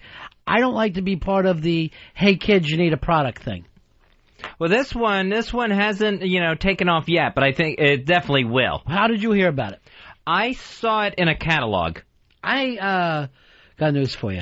I don't like children that aren't mine. I'm not very comfortable around them all the time, particularly if they're not related. And I don't think I want to give them the present that they really want. I'd rather give a kid something that they're not too fond of. Or just give them the straight cash. And do the angle of, here's a 20, don't tell your sister. That's just for you. Don't tell anybody. That's your money. You just described like my last 3 Christmases. I give everybody cash now, and I'm the hero of the house. You're Johnny Cash. They're jumping up and down like you're Johnny Cash. Yeah, little kids can make you feel awkward now. I don't know. There's certain time. I don't know. It's because we're men, and society has set it up. But I don't like a kid jumping up on my lap that isn't, my kid. It's very uncomfortable for me. I'm like, okay, stop hugging. We live in a world where people like me get arrested for hugging. Yeah, I'm definitely that type of person. I think the one equalizer now with my nieces and nephews, or especially my nephews, are video games. Where hit them with a video game, but don't you think that there's lines that kids can cross with you? Doesn't Absolutely. My Claire has a nephew, and when I am hungover and like to be on the couch watching TV, he likes to get on top and like take a nap and watch TV with me. Right. Basically laying with me on top of me. And her sister, the mother, saw it and was like, "Get off!" She totally freaked out, and I know. She yelled at me, and I'm like, I didn't ask the kid to come over here. He felt. Right, but you're not a blood relative. No. And there he is laying on top of you like the two of you are awkward lovers, and it's fucking uncomfortable. The other day I'm walking through Central Park, and I see a little kid on the path with a balloon that had to be like 2, and it looked like walking by himself, and I'm like, I don't want to be I don't want this kid to run off, but I also don't want to be the guy who grabs the kid with the balloon, and I'm standing there as the fucking mother comes running across the goddamn lawn. Lay off of my son! It was an awkward fucking moment. I had to pull back like Iceman, just kind of shadow along, looking for the mother without making a big deal out of it. I was on the subway, and I was I guess, crowding this little child who was in a baby carriage. That's bad. But I wasn't, no, Mr. B, it was rush hour, the whole thing was totally crowded. Well, the kids started to push me, because I guess I was invading the kid's personal space. Right. But the father looked down and was like, yo, get away from my son. Right. Give him some space. And I'm like, it's rush hour, I have nowhere to go. But now it looks like you stand with your balls over the fucking crib. It looks just terrible. I had this weird situation when I was home over the holidays. You're banging a kid in the ass? No, not that story. But that one I hate. But a friend of mine brought her little niece around, a little 5-year-old niece, and I had never met this kid before. And you're not even comfortable around little girls. No, especially. And this little niece took like a liking to me and was like all of a sudden calling me uncle. I hate that too. Out of nowhere, asking me to tie her shoes. And not asking anyone else. There was plenty of other adults, but she kind of like focused on me and wanted me to pick her up and hold her. Yeah. Can you carry me? You know, one of the things I noticed is, because I try not to like kids, they like people who don't dote on them. Like, they try to win that fucking fella over. And they're like, oh, you want to see my room? And I'm like, not without the rest of the family. I'm not fucking going in there one-on-one. This is a setup, you little freak. Do you ever get awkward when, like, non-relatives who are your friends will introduce you to their kids as, oh, here's Uncle Ron? I don't like it. I'm not fond of it. Wait to this. When you have kids, right, like their friends will be around, the little girls, sometimes you'll see they must come some fucked up thing. They try to call you Dad, right? Like, Dad, yeah, like your kids will be like, Dad, can we? And they're like, yeah, come on, Dad. And I'm like, hey, I'm their dad. I'm fucking nothing to you. At all. I swear it's like flirting with these little kindergarten, preschool age girls. It's flirting. All right, now you're sick, and that's what fucking gets guys like you into prison. It's not flirting. It's something else, but society has taken it that way. But that's the creepy feeling you get from it when a kid gets too close to you. Here's Paul. Paul, you're on Ron and Fez. Hey, Paul. Yeah. Go ahead, buddy. Hey, these snuggles that Fez is talking about. Yeah, my wife gave one to my daughter when she was a baby. She's 14 now, so if they've blown up by now, I think maybe they're not. They're not snuggles, they're snugglers. This is new. This is the oldest thing in the book. I didn't say a slinky. He just tried to bring back pound puppies. Oh, you know what? Earl, make the changes. Fred has now become red. No. I cannot have him. No. This has to be cutting-edge new stuff for people. I don't want Fez coming in with, there's something new called a slinky. It's a magical toy. It seems to walk down the stairs. What do you got else over there, Fez? That's your sketch? That is a new item, snugglers. It's as new as the hula hoop, that's for sure. The latest craze. Hey, Soccer Steve, you're on the Ron and Fez show. Hey, how's it going? I got a similar story. I was working at the mall, and this little kid was playing by the escalator, and she was putting her hands on the bottom of the escalator, and I was worried that she was gonna, cut her fingers off or something. And I walked up, and I was like, "You might not want to play here." And she screams out, "Don't touch me!" And everybody was. Jeez. Yeah, it's they teach the fucking kids to yell this out. My kids had, defense class, and one part of it was yelling the phrase, "This is not my father." So, part of it was, the teacher would teach them, kick, block, and then he grabs them, and the child yells, "This is not my father, this is not my father," as loud as you can. Oh, my God. So they're always looking at men now. We're like fucking vampires to them. And then we also see them as the enemy. Because it's a creepy fucking world. You do not want to end up down the police station going, I swear to God I wasn't trying to do anything to this child. You'll look like a maniac down there. I want no part of it. Jake, you're on Ron and Fez. What's up, buddies? Yeah. I had an old coworker of mine. I had to use his restroom, so he told me to go ahead and go. And when I went to use the restroom, there was his 4-year-old stepdaughter inside the bathroom by herself in the tub, naked, and the fucking toilet was right there in front of her, man. I just couldn't know what the fuck to do. Obviously, you don't take a piss next to a child's head. Well, yeah, but I knew that. I just didn't know how to react to tell him, hey, bro, this ain't going to happen today. You should have just gone in the tub. See, that would have been bad, Fezzy. Well, tempted, but No, don't even joke about such things. No, but that actually is a good point, because I remember, going to the beach in Spring Lake, and you would always see in the public showers little girls who were like 4 or 5 totally naked. And in view of the public, I'm talking... Oh, you mean outside showers? Outside showers, the parents would have them naked. Right. Why? What are you doing that for? Well, because it is an innocent thing. We're the ones polluted through the media over these years. There should be nothing sexual about a little girl. Do you understand that, right? I do, yeah. You shouldn't feel anything, nor should there. When Fezes do that, I swear they're flirting. That's a sick fucking thought that we have. They're not attracted to I know you shouldn't be, and I'm not sexually attracted, but you can't stop staring. No, see, this is a whole different fucking conversation. I'm not sexually aroused. Why are you staring?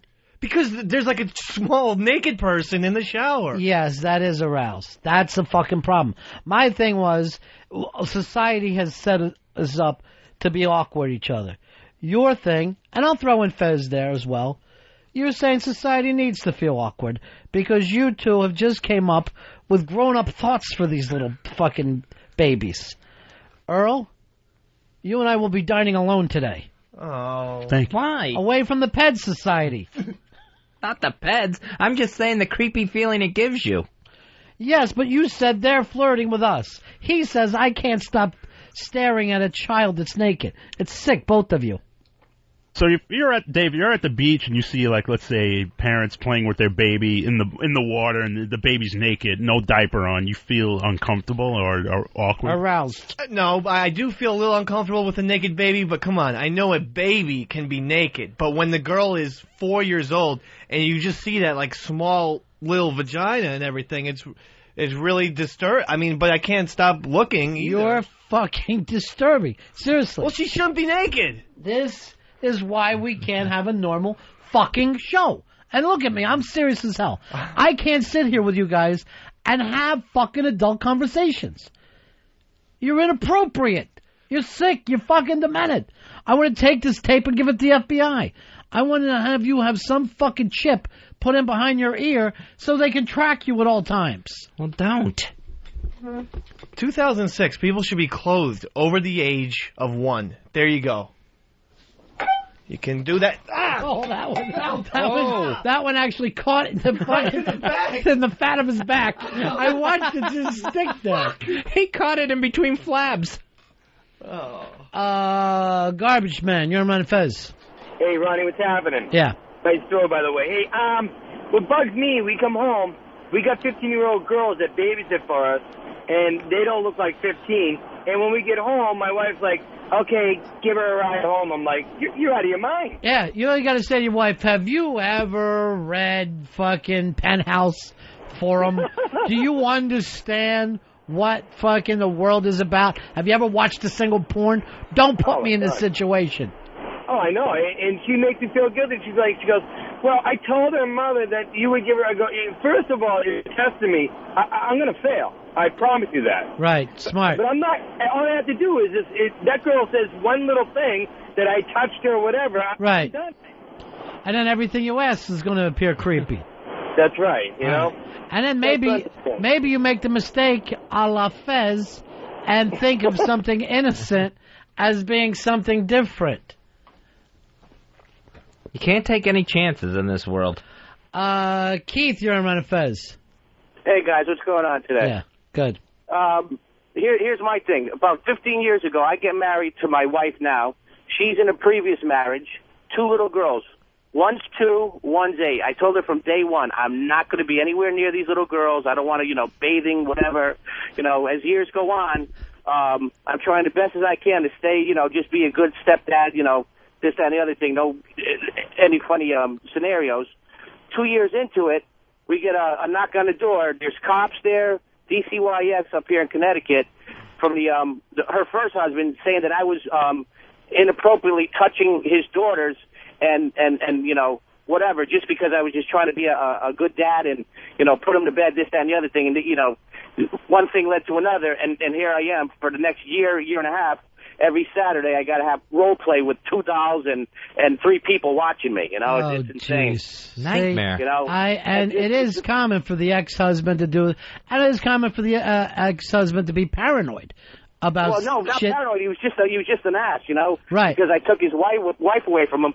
But then you got to worry about 15 years, 16 years down the road. Now I got a girl who's 22 and 15, and they're like the last caller just said, they're bringing their friends over, and I don't know what's in the food these days, but they're sprouting, you know, hoots and this, that, and the other thing, walking around swimming pool half naked. And I'm like, you know what? I'm back where I was when these girls were 2 and 5 years old, 2 and 8 years old. Now I got to leave the house again because I don't want anybody looking at me like I'm, the perverted old man. You seriously should move just into an apartment till they're gone. You got to get the chick on her own. This whole thing about, I know. You know, we live in a world where we're all raising each other's kids. And then we also live in a world of fuck. I mean, it's a good thing now, but, you know, it's just weird being a guy around, you know, girls. It's, you know, especially like you said before, when they're not your own, man, oh man, you're in a world of shit. I could do anything I want to my son because he's mine. Right. But the 2 stepdaughters, when they were his age, it was like I was on guard duty. You know, I couldn't do anything. I couldn't say anything. It was insane. It was like being on parole. All right, thanks, Keith. It's a crazy fucking world we live in. It's literally a crazy world that we live in. We're out of our minds out there. Just doesn't seem worth it. And Earl, the chances are you now. I know you want to get married, right? Yeah, I'd love to get married one day. Dave, I'm not going to bring it up to you, but, you know, Pitsy is going to, you know, he's young. He wants to get married, but he'll start a family. You are going to have a ready-made family, Earl. There's no way that you're going to find a woman your age that doesn't have a past. Yeah, that's true. But unless I marry someone younger, 10. you know, like in their like mid-20s or something. But. Then you'll be Grandpa Dad. Here comes Grandpa Dad. He's the slowest dad at the race. I'm not that slow yet, but I don't know. I'm at the point now. I'm starting to think my whole thing about kids as a whole. Oh, they're holes? No. Why, Earl? Why? No, the concept of having children. You don't want them. I'm starting to lean that way. Yeah, you're not going to get married, Earl. Because I don't want to be. I'm not fucking saying this to be mean or anything, but you're no different than Fez. You're really the same guy Fez is. Not the same. I'm far from the same guy as Fez. Fez, don't you think that he lives closer to your lifestyle than what could be considered, you know, the American regular deal? Oh, not that one lifestyle is better than the other, but he's going for that solo guy. Just, I'm on my own. Yeah, he's a mirror image of me. Yeah. Do you think, really? Yeah, I think Earl's totally like me. I think he's worse than Fez, because I think Fez is more sociable than Earl. I mean, like I said, you know, my parents invite him out to dinner. He had nothing to do, and he wouldn't come. He's very antisocial. I don't mind him. I don't blame him for not going out with you and your family. I wouldn't have gone. That's odd. Do you think he's antisocial?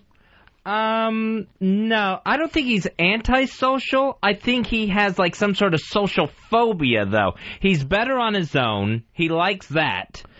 Fez needs 19 hours a day alone. Earl probably is in the 16 to 17 hour range, where he will go out, you know, to a club or something, or to a concert, and show up and meet people. But it's not much. It's more. It's closer to what Fez is than you are to a guy who, you know, starts a family. That's for sure. I think Earl's almost there. He just needs to, he's a little rough around the edges. Like, he'll go out and bring his camera with him everywhere. You know, it's those little things that if he switched that, he would be fine, you know? Oh, you think he's almost a regular guy? Yeah, it's just like he carries his camera around and stuff like that. And but he's alone here at work a lot. He lives alone. 10 years has gone by. He's I'm not saying lonely guy because it's a choice. I think of a lonely guy as a guy who was, boy, I wish I could have more friends and date. Fez has removed himself from that. Everybody wants to hang out with fucking Fez. He won't do it. Earl will show up at the party late, leave early, and that's all that keeps him from being Fez. That's where I think he's more social phobic than antisocial. Where I think Earl might want to jump in a little bit more than I do, but there's some sort of fear that keeps him there.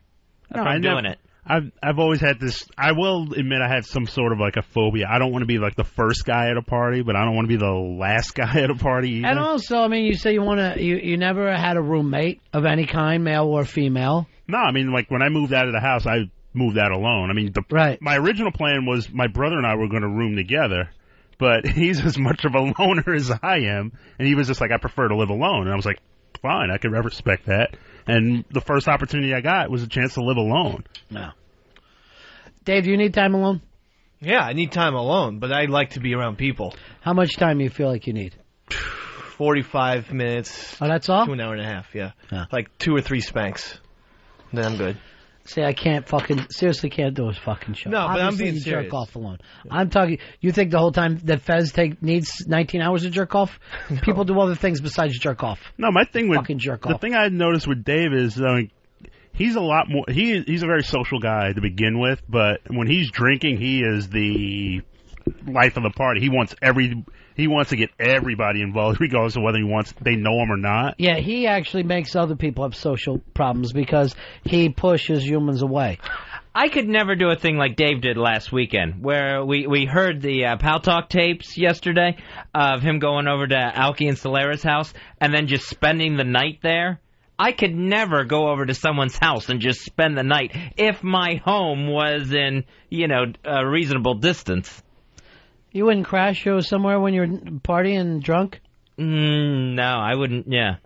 See, I'm the type of person, if I go to a party and there's I don't drink anyway, but I wouldn't get that fucked up either. I mean, I wouldn't get so drunk to the point where... You can't speak. You don't drink. No, it makes no sense. And I understand that, though, but if I did drink, I wouldn't get myself into such a condition where... You can't say that if you haven't that's a whole drank. different thing. You can't say that if you haven't drank. That's impossible to say. Dave's an alcoholic, so you can't, to say I would not be an alcoholic, it's like saying I wouldn't want to, have a fucking allergy, I wouldn't want to be a fucking, a guy who sneezes every time he's around flowers. This guy is Irish. You don't have the same bloodline.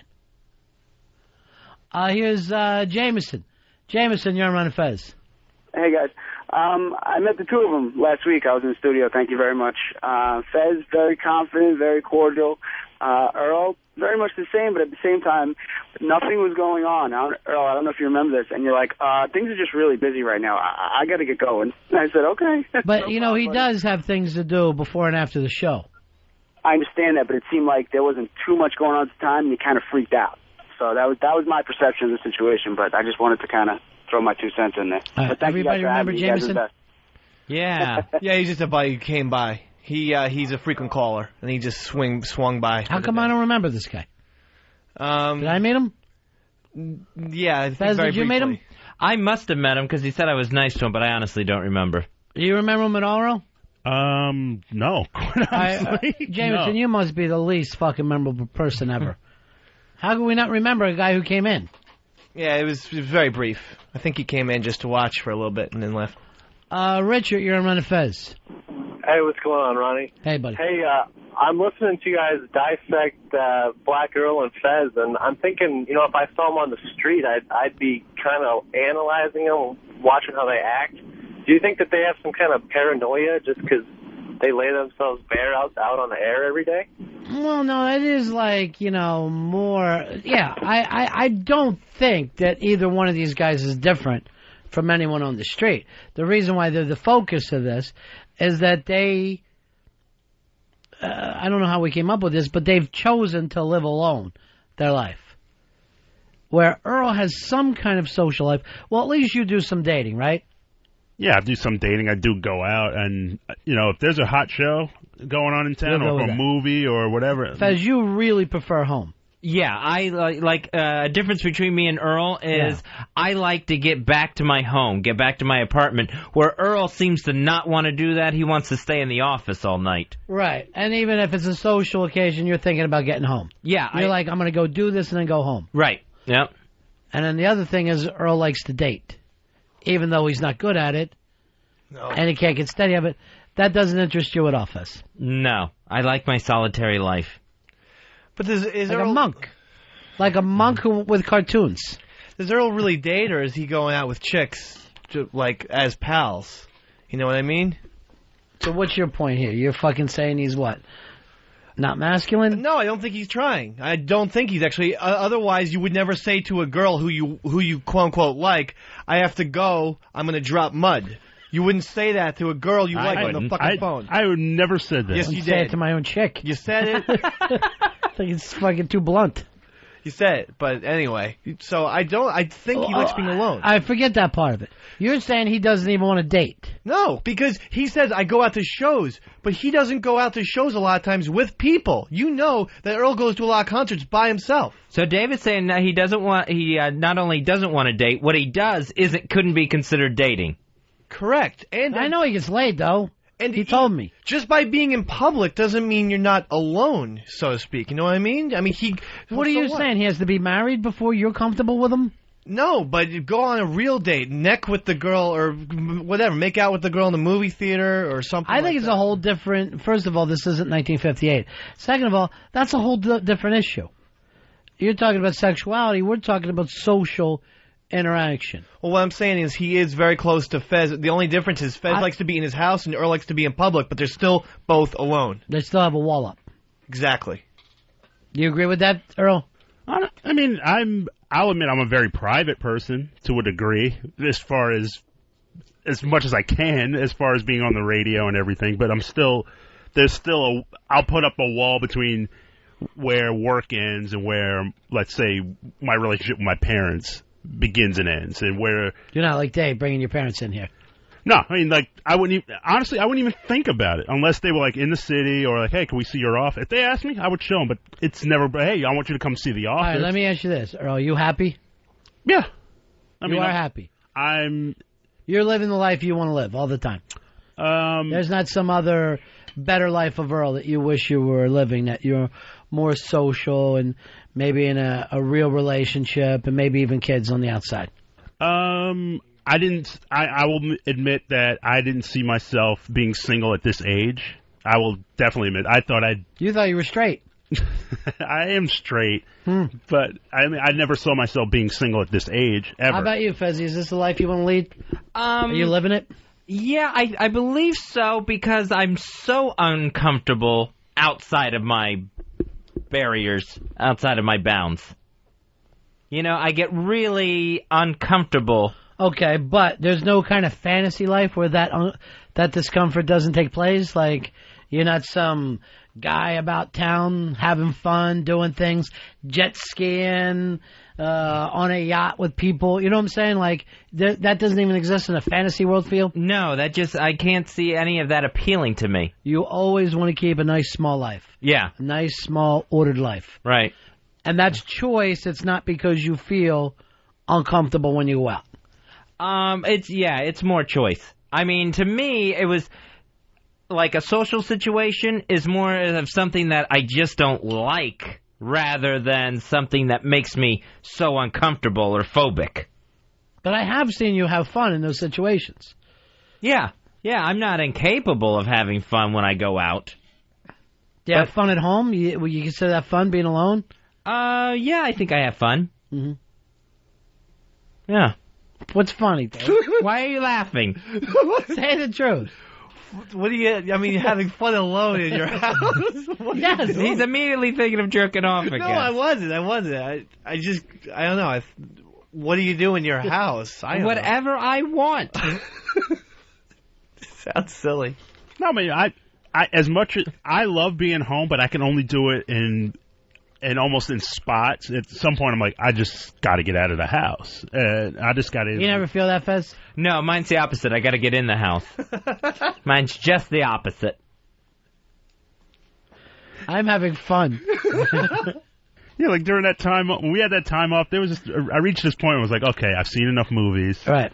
I got enough sleep. I just got to do something. I just got to be out and about. Let's go back to you, Fezzy. You're all alone. Right. You're at your house. How do you have that fun day? What's fun for you? I don't know. The day seems to, like, fly by. Like, I don't even feel like I would have time. You know, I'm here, the certain amount of time that we are. 3 hours. Right. You now have 21 hours a day. And that 21 seems to just go by in a shot. I clean my house. I go on the computer. I watch TV. I'll watch a DVD. I'll read comic books or a magazine article. I will get something to eat. I mean, I'm telling you what I do. What are you laughing at, Dave? No, you're saying it's not fun? I mean, I think they're, as you say, passing the time. But, I mean, you're not really having fun, like, vacuuming your apartment. I do enjoy cleaning. But there's what you find yourself smiling and laughing while you're doing it.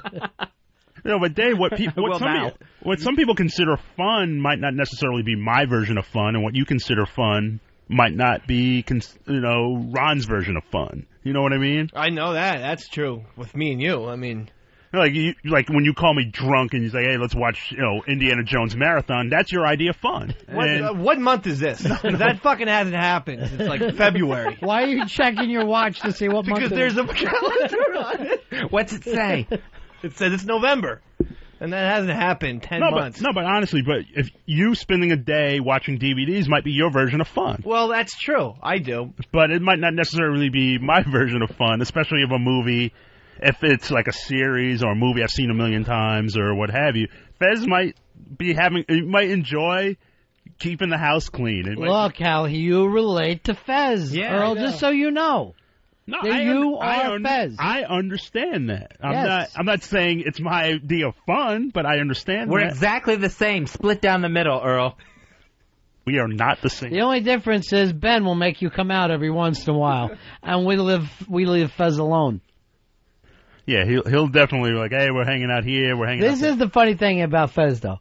If I called him on a Saturday and he's doing his thing, and I could go, oh, be here at 5 o'clock. He would fucking go all the way there, going, okay, let's see. You know what I mean? Like, he will do it, but he won't have the idea to do it. You know what I mean? Like, It wouldn't occur to him, hey, Ron, I have an idea.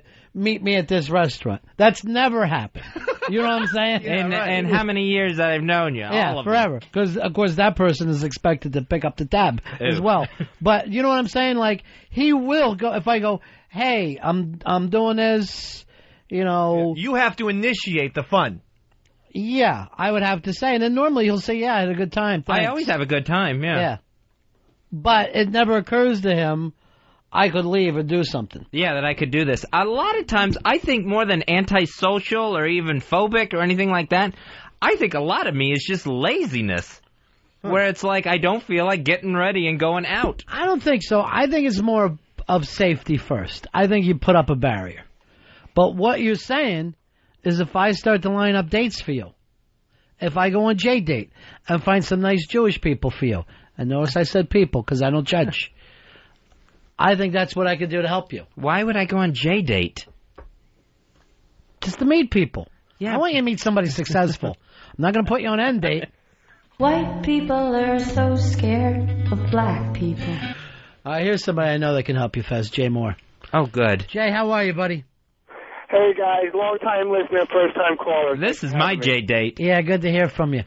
Oh, brother. Listen, I kind of agree with Earl's a bit of an anomaly because for the first 8 years I knew him, I would have put my hand on a stack of Bibles and swore he was a homosexual. Yeah, I thought so at first, too.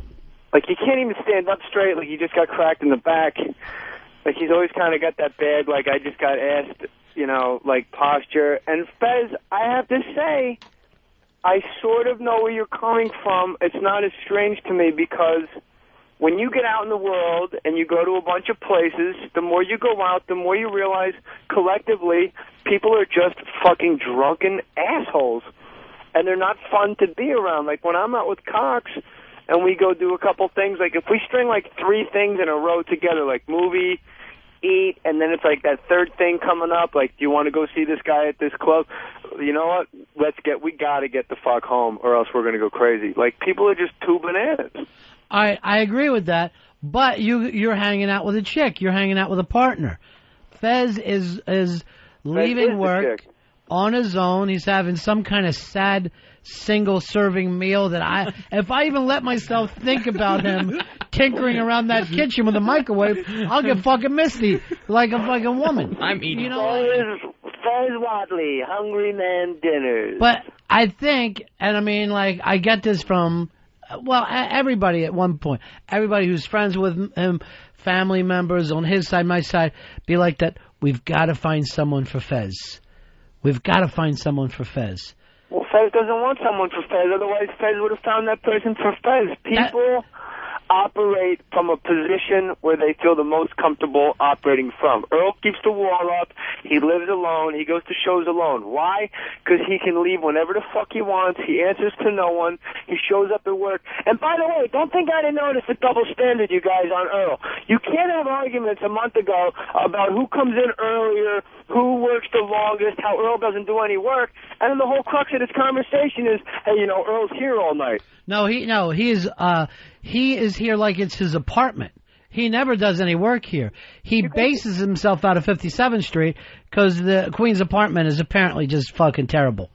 Well, yeah, because it's fucking Queens. Right. Name one reason. I mean, he's sitting here rocking out to the Let, watching TV. He's got the game on everything.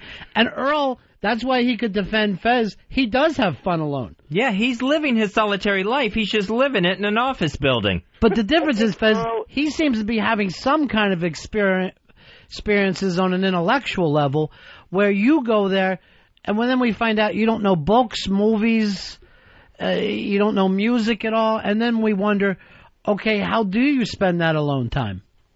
Yeah, because say this about Earl, though, Fez. There's a difference between the way you guys are alone. Earl, I read somewhere, I don't know where it was, you need to live, but the word live in italics. When you go to bed at night and think about your day, did you fucking live? Did you live that fucking day? And Earl, though we may be alone, like we were talking a couple months ago, he'll hit the Bad Brains concert. He'll go see Stephen Lynch's Broadway show. He'll go do this. He'll show up someplace, have a couple drinks, or not drinks, but, he'll be at a social place, and then he retreats back to the house. Whereas you, Fez, you're not going to sell me on the whole vacuuming, being clean, because the only way you get pleasure out of cleaning your apartment is if someone else could see it and appreciate it. I don't know if I agree with that. No, I think Fez likes... Because I can't stand a mess. If I had to look at a mess, I would really freak. Fez likes that small accomplishments. Like my fucking 4-year-old son. What are you, mess? Mess, Daddy, I got water on my sleeve. Well, take it easy. No, there's water on my sleeve. Take it easy, Norton.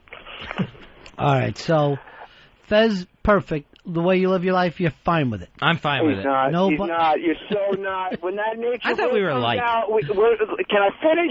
Yeah, go ahead. When that nature boy comes out, we get a peek at the life you want to live. Fez, I need you to admit, maybe not now, but down the line, to be honest with your friends and your family, you want to be a wrestling manager. You are.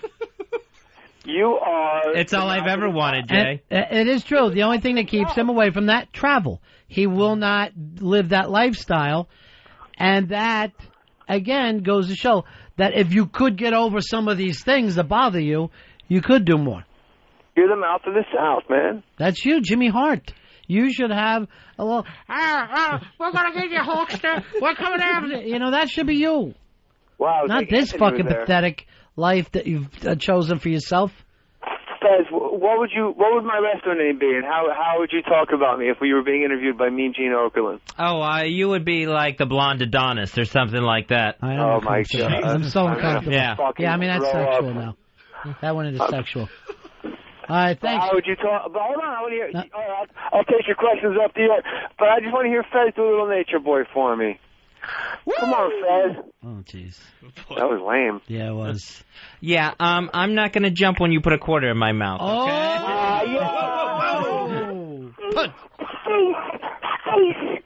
Face. Oh, he hung up. Oh, see? You lost the only friend you ever had. I still have you. You're my friend. I was going to go to break here, but I see El Jefe up on the board. El Jefe... we just went out of our way. We stole his best friend, Pyle/Kane. El Jefe and J-Dubs, good buddies of ours, because they got the Hideout. The Hideout is their radio show. That's true. Yeah. So let me head back over here to El Jefe. El Jefe, how you doing, buddy? Hey, buddies, how are you? What do you say, pal? I wanted to ask Fez a couple of questions to see whether or not it's truly laziness, because I completely understand everything you do in your life, you're just trying to do it as fast as you can to get home. But, Fez, are you to the point where you don't want to leave because it's a burden to tie your shoes? The shoe tying thing doesn't bother me too bad. See, I hate having to get dressed to go outside. Once I'm out, I'm fine with it. But getting dressed is like more of the barrier than anything else, because it just seems like it's another thing to do in life. What are you wearing around the house, F.A.? It's always the same shorts and a hideout T-shirt, which now are worth nothing. You know, it's always you always know the guys that are fresh into the business still wearing their own merch, because as the years go by, it seems more and more embarrassing. And then, secondly, Fez, do you, when you don't have to, do you bathe? No, I will shower even when I don't have to. All right. Well, then you're not lazy, because I haven't bathed since we got fired. Yeah, your thing, Hefe, is you're Mexican, and that's... Well, utility bills are so high, and you got to save on that kind of stuff when you're unemployed. What are you guys up to now? Well, we're headed up to JFK next week to do a week of test shows, but because they don't know you yet. I know, right? They're completely unfamiliar. So we got a few things in the works, and thank you, buddies, for all your help. Sure, everybody. There's a lot of interest in you, everybody I talk to, so you guys are going to do all right. What's the story with Don and Mike? They haven't been on for a while. Now I'm hearing these other rumors that maybe they're switching time slots, and then I'm hearing switching stations. Give me a... Spy report. Spy report. Like I have any sort of news. They're making a test after working up there for 3 fucking years. I have no inside info. You fucking kidding me? Huh. All I know, I talked to Don via email, but he hadn't really told me anything, so I have no clue. Very interesting, though. Yeah, I'm very interested to see how everything kind of shakes out. The whole free FM concept should be a lot of fun. All right, my brother. We'll give you guys a call next week. Oh, fantastic. And Fez, hang in there, buddy. All right. Thank you, pal. Peace out. El Jefe and Dubs, they're our buddies. Love to have them here on XM. I think their website is radiohideout.com. No, isn't it some kind of heretics thing or something? Hideout Heretics? Yeah, there's some kind of craziness. Mikey Boy will have it. I'm sure he knows all about it. All right, 866-RUN-0-FEZ. We'll head into a break and right back. Fezzy.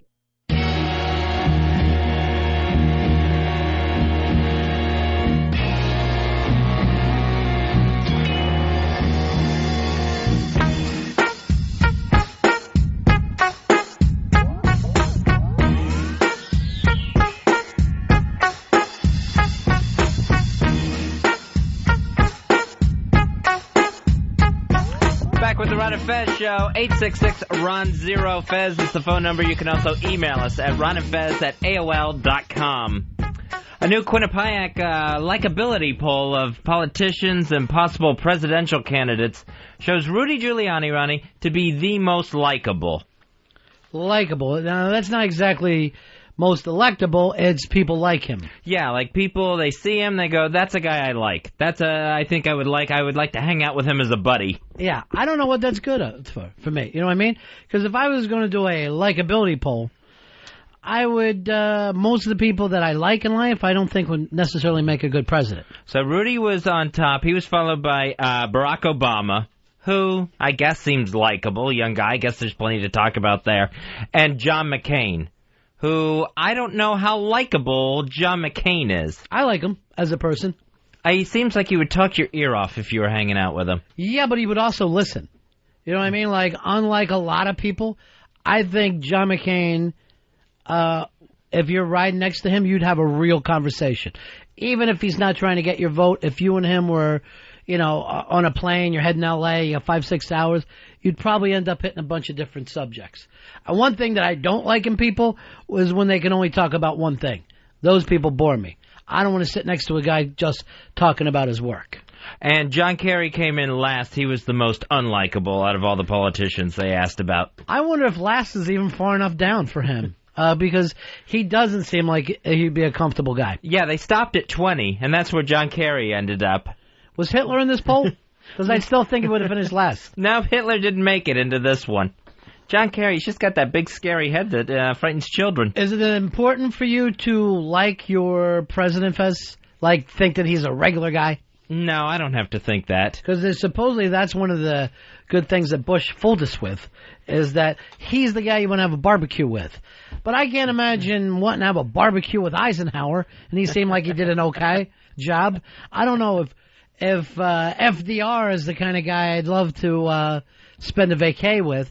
So I think that we overemphasize likability. Yeah, to me, likability is far down the list at this point. Capability is higher up. I would not even mind to have a guy who's kind of kick-ass, who's tough on his crew.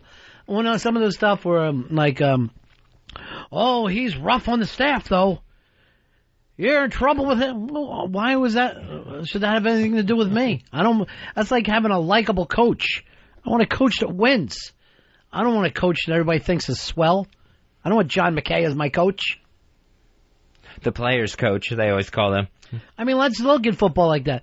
Tom Landry doesn't seem like an absolutely easygoing, easy to talk about guy. He seemed like he was pretty obsessive, reserved, far away. Even like a Bill Belichick. You couldn't see the guys hanging out with a Belichick. Belichick seems almost antisocial. I would put him in the Fez Earl category of net bars living off in their own weird worlds. That's one for our side, Earl. I really got to get your face on Pal Talk, Earl, because you do so many stymie, big mouth. You're just always silently offended by what goes on. One of the other things this poll showed is that Bill Clinton, of course, more popular than Hillary Clinton. But I think we all knew that. You know what? She's not a likable person, but she may be capable. She may be capable. I have no idea about it.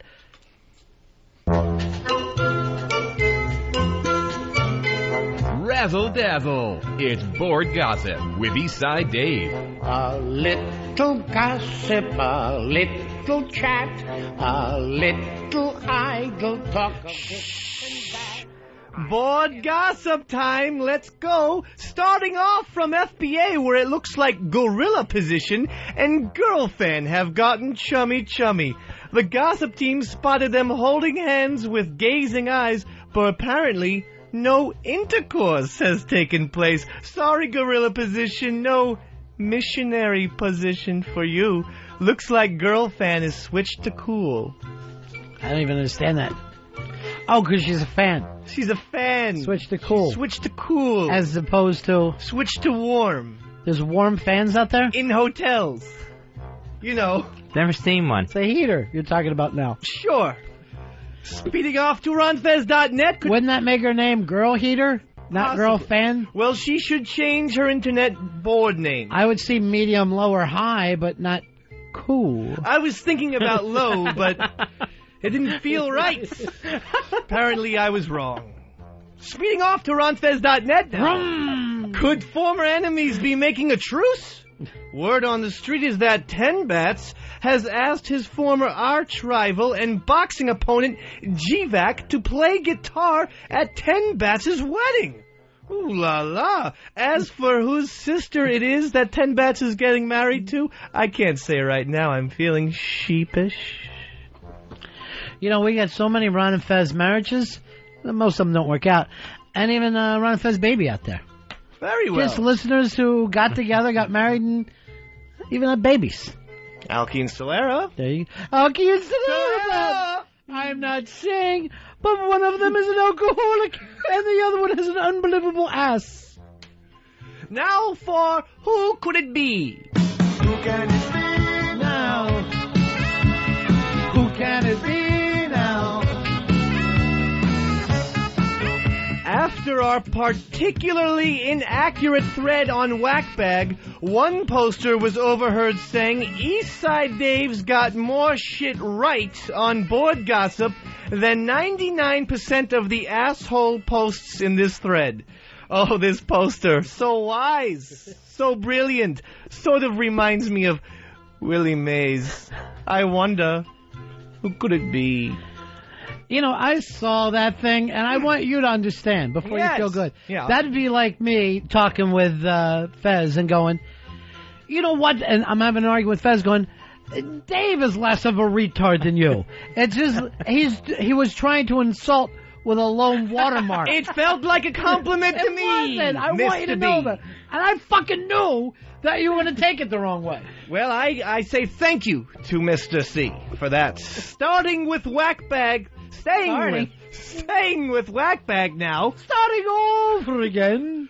It looks like poster Loki Monahan is a little envious This one's thrown me for a loop. Loki Monahan is a little envious of Big A. Loki writes, let's string the bastard upside down with a fork up his ass. Michael Richards style. Whoa! Loki must be a John Lennon fan, because when it comes to Big A, Loki's a jealous guy. Big A! Big A! Hey! Hey! Big A! Big A! That's terrible. Can you dig it? Yeah, I can dig Big A. There's some blowback against Big A. Apparently, Loki Monahan's a little upset because Big A sided with FBA over Whackbag, and now, oh, Loki, don't cry a little bit. Big A goes to the better website is what he do best. What? Excuse me? Did you turn black? Did you turn black or once again retarded?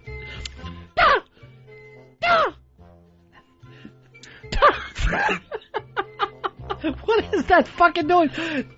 Trying to hold... I'm doing a serious character, no laughing.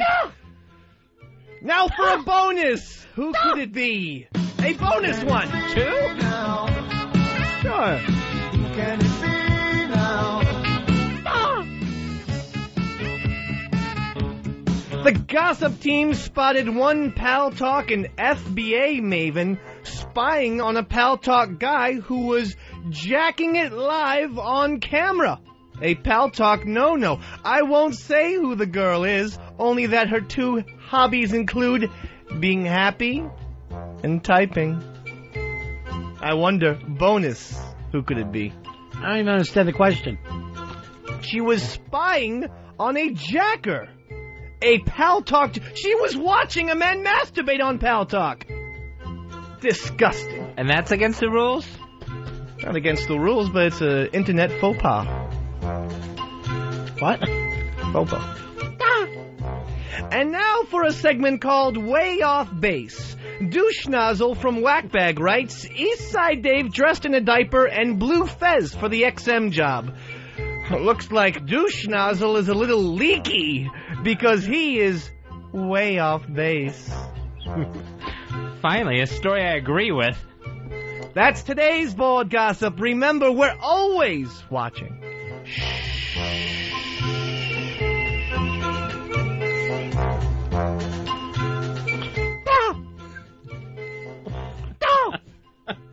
You fucking bird. Like having board gossip with a pigeon. Hey, the beauty of this is just knowing that this bit's staying on the air is like XM's just giving us free reign. They do not care either. Talking about. Yeah. People need to know about the information. Every day I go, who will we hear from? Elo, Straley, Wiki? Who's in charge to say, what the hell are you doing with board gossip? And it never happens. Who could it be now? Here's Tom Vance. Tom Vance, you're on Ron and Fez. Tom Vance. Hey, buddy, how you doing today? I want to give a shout-out to Happy Typing Girl. She had a little tree trimming party at her place, and I hear that she's engaged to a 5-year-old now. I don't get the bit. I'm not exactly sure what that means. Makes less sense than board gossip. Oh.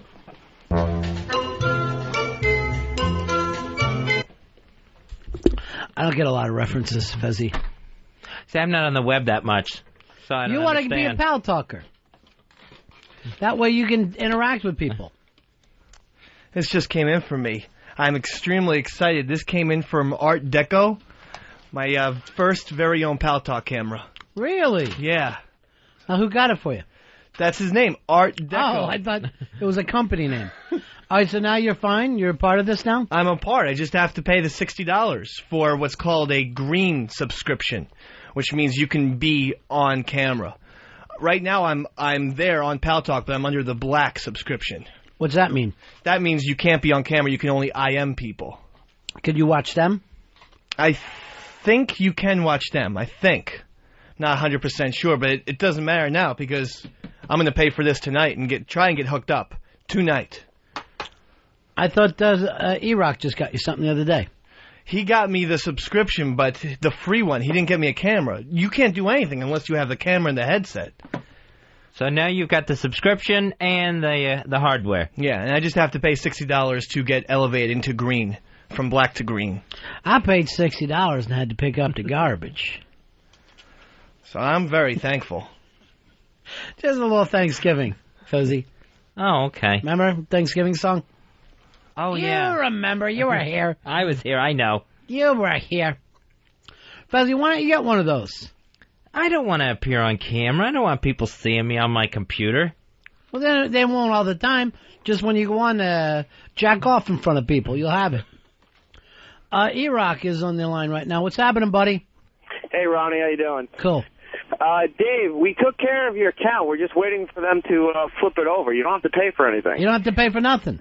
No, I don't have to pay the $60? Yeah. No. Or pick up the garbage.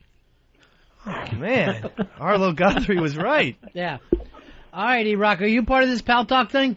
Pretty much just during the show. That's about it. Well, Dave will be on during your show now, and he'll be waving to you and drinking and singing. Jacking. Yeah. Oh, great. Do you have one at home? Could you go on tonight and we could be, first Pal Talk buddies? Because I don't have any Pal Talk buddies right now. I really doubt that, Dave. It'd be fun to communicate with somebody. All right. Thanks, E-Rock. Bye. Peace out, buddy.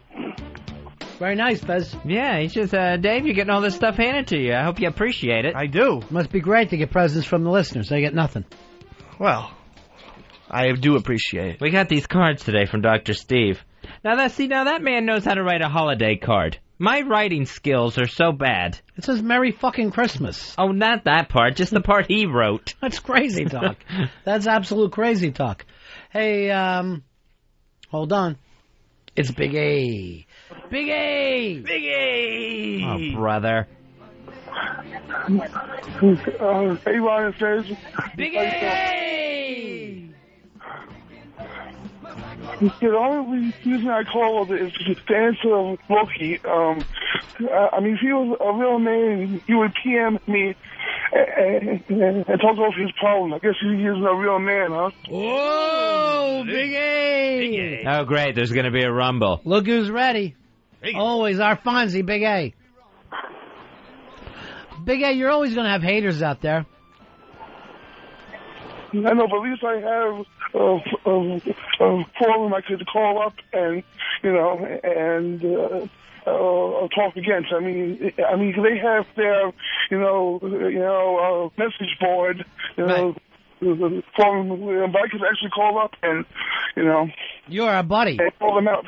Big A. You're basically you're somebody we all look up to.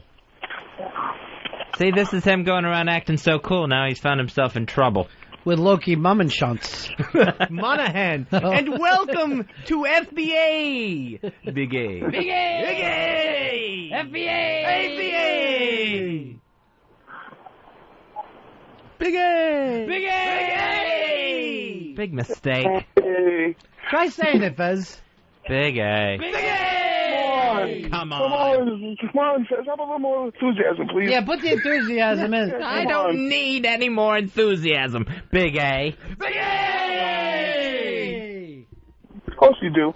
Big A. Big A. You can't say it about yourself. Sure you can. He's Big A. Big A. I'm cool. Of course I can. Why not? What, you want to be Big W, Fez? No, I don't want to be Big W. Big W! That's good. No. Yeah. I'm a Big F. Big F. Was that a shot, Big A? Back? That Big A, he's the coolest. Can you dig it? I sure can, Fonzie. I'm sticking with Loki. All right, Big A. Big F. Big A. Goodbye, Big A. Big A. I didn't say it. Didn't say what? Big A. Big A. All right, Big A. Talk to you later. All right, take care, guys. That guy is so cool. How quickly he put Loki Monahan in his place. Absolutely. Loki Monahan's a crybaby because he doesn't get to hang out with Big A. Big A! Big A! Because Whackbag doesn't like Big A. I never understand your stuff. Big A sided with FBA in some recent thing. Sided with me, sided with FBA. So now Whackbag doesn't like Big A, or at least this Loki Monahan, who seems to speak for them, doesn't like him. This is the first time with Board Gossip I didn't understand one goddamn thing. And RonFez.net's not even on there anymore. Oh, yes! GVAC. GVAC and 10 Bats. Oh, yeah. Very, very spread out, this one was. Yeah. Went to 3 websites. 3, yeah. I know we were rushing back and forth during Board Gossip. We do a lot of that. Yeah, we're zipping, and we're rushing, and we're moving. And we're off, too. Yeah, I just like to sit still for it. No, you have to be quick. You have to be freewheeling with the Yeah, it's gossip. like Entertainment Tonight, but only with one person. As if somehow they leapt from one story to the next. Back to you, Dave. Yeah. Hey, Teabagger, you're on Ron and Fez. 3209, buddy. Hey, buddy, what can we do for you? I just wanted to warn Dave there, be careful on the Pal Talk what you're doing on the camera, because as Big A knows you get... Big A! They'll have some video of that little cock of Firehead. And who ended up doing that? Big A. Big A! Big A! Hey, Donna, you're on the Ron and Fez show. Go ahead, Donna. Hey, I'm wondering what's up with Fez. Fez, I love you, but why don't you like Big A? Big A! Big A! Big A! He's so sweet. I don't see what the appeal is, where everyone shouts his name out and everyone thinks he's so cool. I don't think It's so. hilarious. And Big A is so sweet. He just sounds so sweet and gentle. He's the coolest. Big A, love Big it. A! Big A. And then all he'll say if you ask him for advice is, be yourself. That's so smart. It's so cliche-ic. It's wise. Cliche-ic? It's so precious. It's Cliche-ish? precious. I don't know. Fezzy, you know what I think the problem is? What? Everybody used to like you, but now there's a new kid in town. Oh, I don't want to hear it. There's a new kid in town. I don't want to hear it. And that new kid? Big A. Hey, Big A. Big A. Big A. Oh, don't Big get A. started. Big A. Take the Big A train. I'm not getting on the Big A train. Toot toot! Big A, full steam ahead! Big A, Big A, Big A, Big A, Big A, Big A, Big A, Big A. You're just encouraging him. Oh. Big A. Big A! Stop it. Thanks, guys. I like the way he took down Tootsie Monahan a couple of moments ago. It's Loki. Tootsie Loki. Calling him out on an open forum. I like the attitude. That's right. Davin, you're on Ron and Fez. I just wanted to say what I love. Yeah. I love Big A. Big A! You don't love Big A. I love Big A, Fez, and you should too. In fact, the reason you don't love Big A, I think perhaps you're in love with him, and you just don't want to admit it. It's true. It's not true. It can be further from the truth. You're in love with him, and he's straight. I am not in love with Big A. Big A! Matter of fact, Big A is a ladies' man. Big A. LL Big A. Ladies love Big A. Big A do A-okay. Big A. Big A. Big A. Big A. You're just saying Big A. But I mean, sometimes isn't it nice? No. Just try Big A. Big A. Big A. I'm not doing it. I refuse to do it. It's stupid. Big A? Sometimes I'll sit around at night and I'll go, I wonder what Big A is doing. Why would you wonder that? Because, he's always living some kind of jet-set hipster lifestyle. Big A. No, he's not. Big A? Normally, I just check page 6 to see what he's up to. What young Deb he spent the night with the night before. Rocking and rolling and whatnot. You're not going to see Big A on page 6. Big A! Big A. He's making fools out of every one of you. Big A. You know where I want to move now? Where? Avenue A. It's the coolest. Big A. Avenue A. Avenue A. What is it about guys like him? Guys that aren't like Fez. It just seems so cool. So cool. So hip. I don't see where he seems all that cool. Well, he's comfortable in his own skin. He's out. He's social. He's doing stuff. He's the most uncomfortable person I've met. He's very cool. And he's out in free T-shirts. Nice. Big A. It's like what you're saying. He could wear anything and still be cool. Now, that is cool. No. Eric, you're on Ron and Fez. Hey, buddies. I just wanted to give a new good definition of radio gold. Big A! Radio rust. Bill, you're on Ron and Fez. 29,875, my brothers. Brother boy. I just want to say, this Thanksgiving time, I'm thankful for the references to Deb on Board Gossip and Big A. Big A! Thanksgiving is past, my friend. Terry, you're on Ron and Fez. Hey, I was just wondering who that cool guy was on the phone earlier I was talking to. Was that Big A? Big A! It's nonsense. It's just nonsense. Big A! Listen to yourselves. Big A! I thought you liked him. He's all right, but I'm no fan like the rest of you people. He's not my idol. He's an American Idol. When's the American Idol album coming out? Fezzi's got his hair bet on this. Next week, December 5th. Next Tuesday. So, and then it takes a full week before we find out whether it hit number one? Yeah, we'll find out the following Tuesday. That'll December be 12th. Now, I think Kelly Pickler's album debuted at number 9, Fez. I think that's good for me, that any of these idols, even though they may not have the full American Idol backing, the fact that any of these idols aren't hitting number one, I think that's totally good for me. There's only one American Idol. Kelly Pickler is not an American Idol. She's a loser to that title. Well, the fact that it's hitting it all says that this thing's going to be huge. If the runners-up and the also-rans are selling records, what's the winner going to do? Straight to number one, baby, and shave that head. Scott, you're on Ron and Fez. What's up, buddy? Yeah. Want to see if maybe Big A could start doing some Big A editorials. Big A! We do not want to have a big editorial on here. We do Fezatorials. Yeah, but this will be like a Fezatorial, only cooler. It's not going to be... We don't have the time. We're on for 3 hours. We don't have time for a big editorial. Big A. Steve, you're on Ron and Fez. Loving the new show, the Ron and Big A Show. Big A! Big A. The Ron and Fez Show. Big A. Jimmy, you're on Ron and Fez. Hey, what's up, buddies? Yeah. The hottest new catchphrase of 2007, Big A! Big A! This makes What's Up look like dog shit. Is What's Up over? Oh, way over. I don't know. Way over. My brother will still yell it. Will he? Yeah, so it must be over. It must be cool then. Fez, it's our friend Pyle/Kane. It's two guys all fitting into one. It's just a terrific young man. Pyle Kane, he has two personalities. Ron and Fez, what's up? This is Kane. Oh, hey, Kane. What's happening, buddy? Not much. You know, Kane, he likes that other guy who was on. He likes Big A. Big A! I have one other thing, too. Yeah. I heard El Jefe, and they were coming up to WJFK. Yeah. Well, they could crash in our apartment.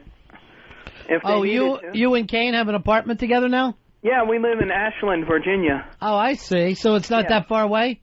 No, it's only about an hour and a half from Fairfax, Virginia. Not too bad. They'll be able. And I got my train ticket to come up to visit you guys. That was now, fast. Here's what I want you to do. I want you to buy a knife and stab J-Dubs with it while he sleeps. Okay, I can do that. I have knives in my apartment because Kane likes to cut himself. Sure he does. That's fun, isn't it? I actually got the movie. Did you guys see No Evil? No. I got it on DVD today. Oh, when you say that you're Kane, you're the wrestler Kane? Yeah. I hear his voice. All right, what does he... Are you Kane now or Pyle?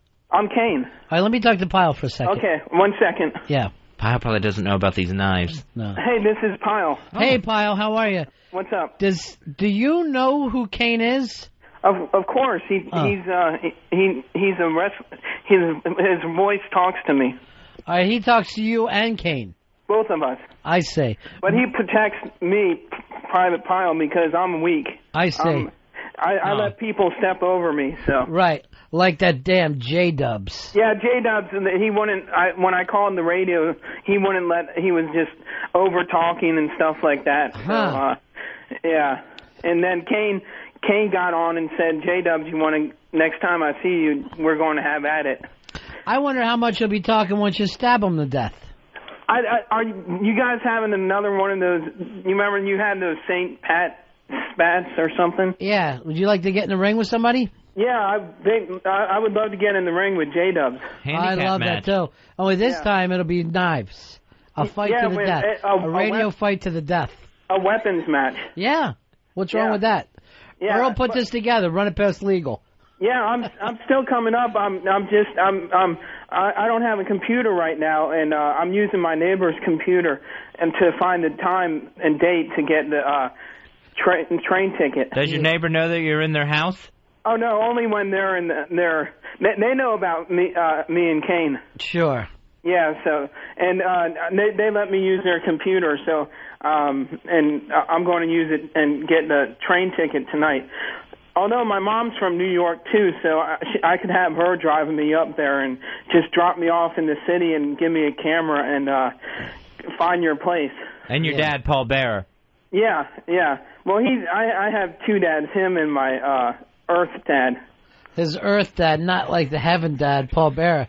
Yeah. All right. So, is this before or after you killed J-Dubs? Well, I don't know if I'd killed J-Dubs. I want to. We have a beef, and I just want to. I just want to annihilate him. Yeah, I don't blame you. Yeah, I like El Jefe. He's great. Yeah, he's cool, and I like J-Dubs, but he just got on my nerves. I was thinking about this. When you stab J-Dubs, why don't you plant the knife on El Jefe so it looks like he did it? Yeah, that could work, because I'm only, if they're going to get a show at WJFK, I'm only an hour. I'm thinking of moving back up to Fairfax anyhow. I know, or you'd be perfect. Well, it's only a test show. I wouldn't move yet. Or maybe we're thinking of moving up to New York. Well, stay with Fez for a while, see how that works out. I can do $1,000 a month. $1,000 a month? Uh-huh. How'd you like to live in Queens? Because, that's where my mom's from. Oh. Yeah. Is that where you, Fez, live? No, Fez is from real people, not from Queens. Oh. Yeah, I've heard of Queens in New York. Yeah. I've been in tough places, so I can survive. Oh, sure you can. Hell in a Cell alone. Yeah, I know. I mean, Inferno matches. That's what we should have, is an Inferno match. Hey, who cuts themselves, Pyle or Kane? Kane. When my neighbors are big Virginia Tech fans, and I told them that Georgia Tech was going to beat them. You remember about a month ago? Sure. And they annihilated them.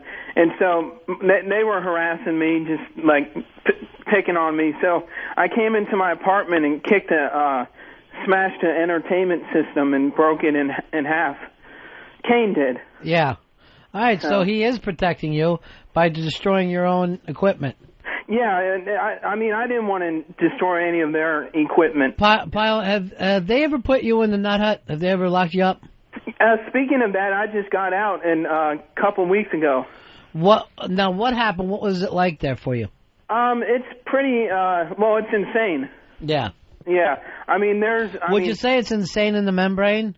Yeah, you can say that. All right. Once you get in, you don't want to stay any more time than you're in there. Right. I mean, I can't eat. I don't eat. It's that bad. I don't. Well, you're out now.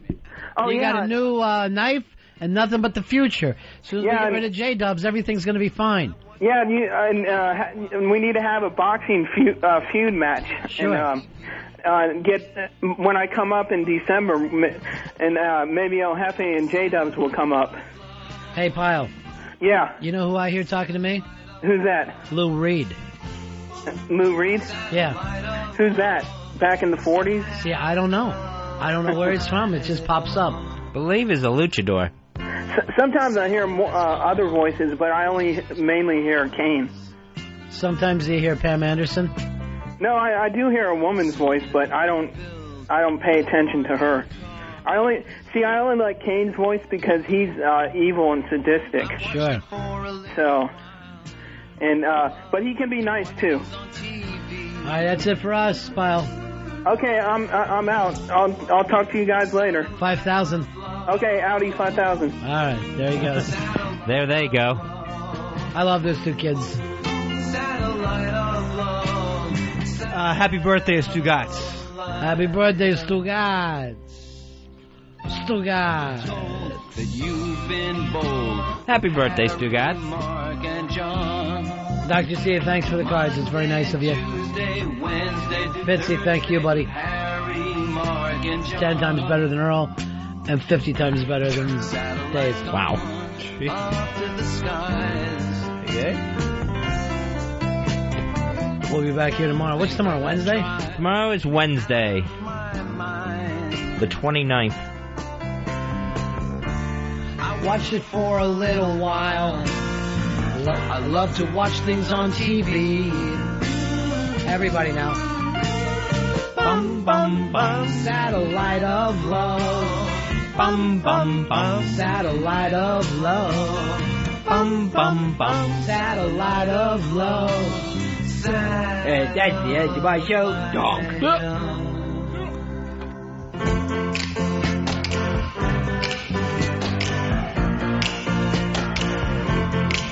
Satellite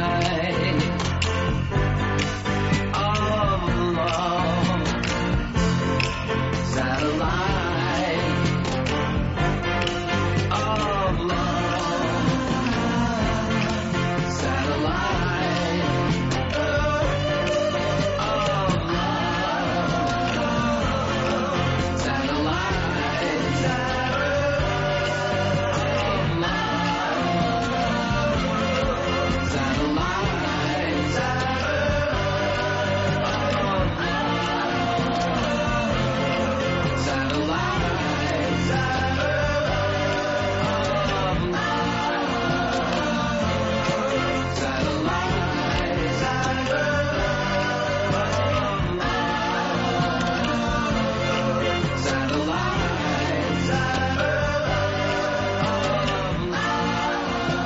Ron Bennington, Fez Wadley, The Ron and Fez Show. XM 202.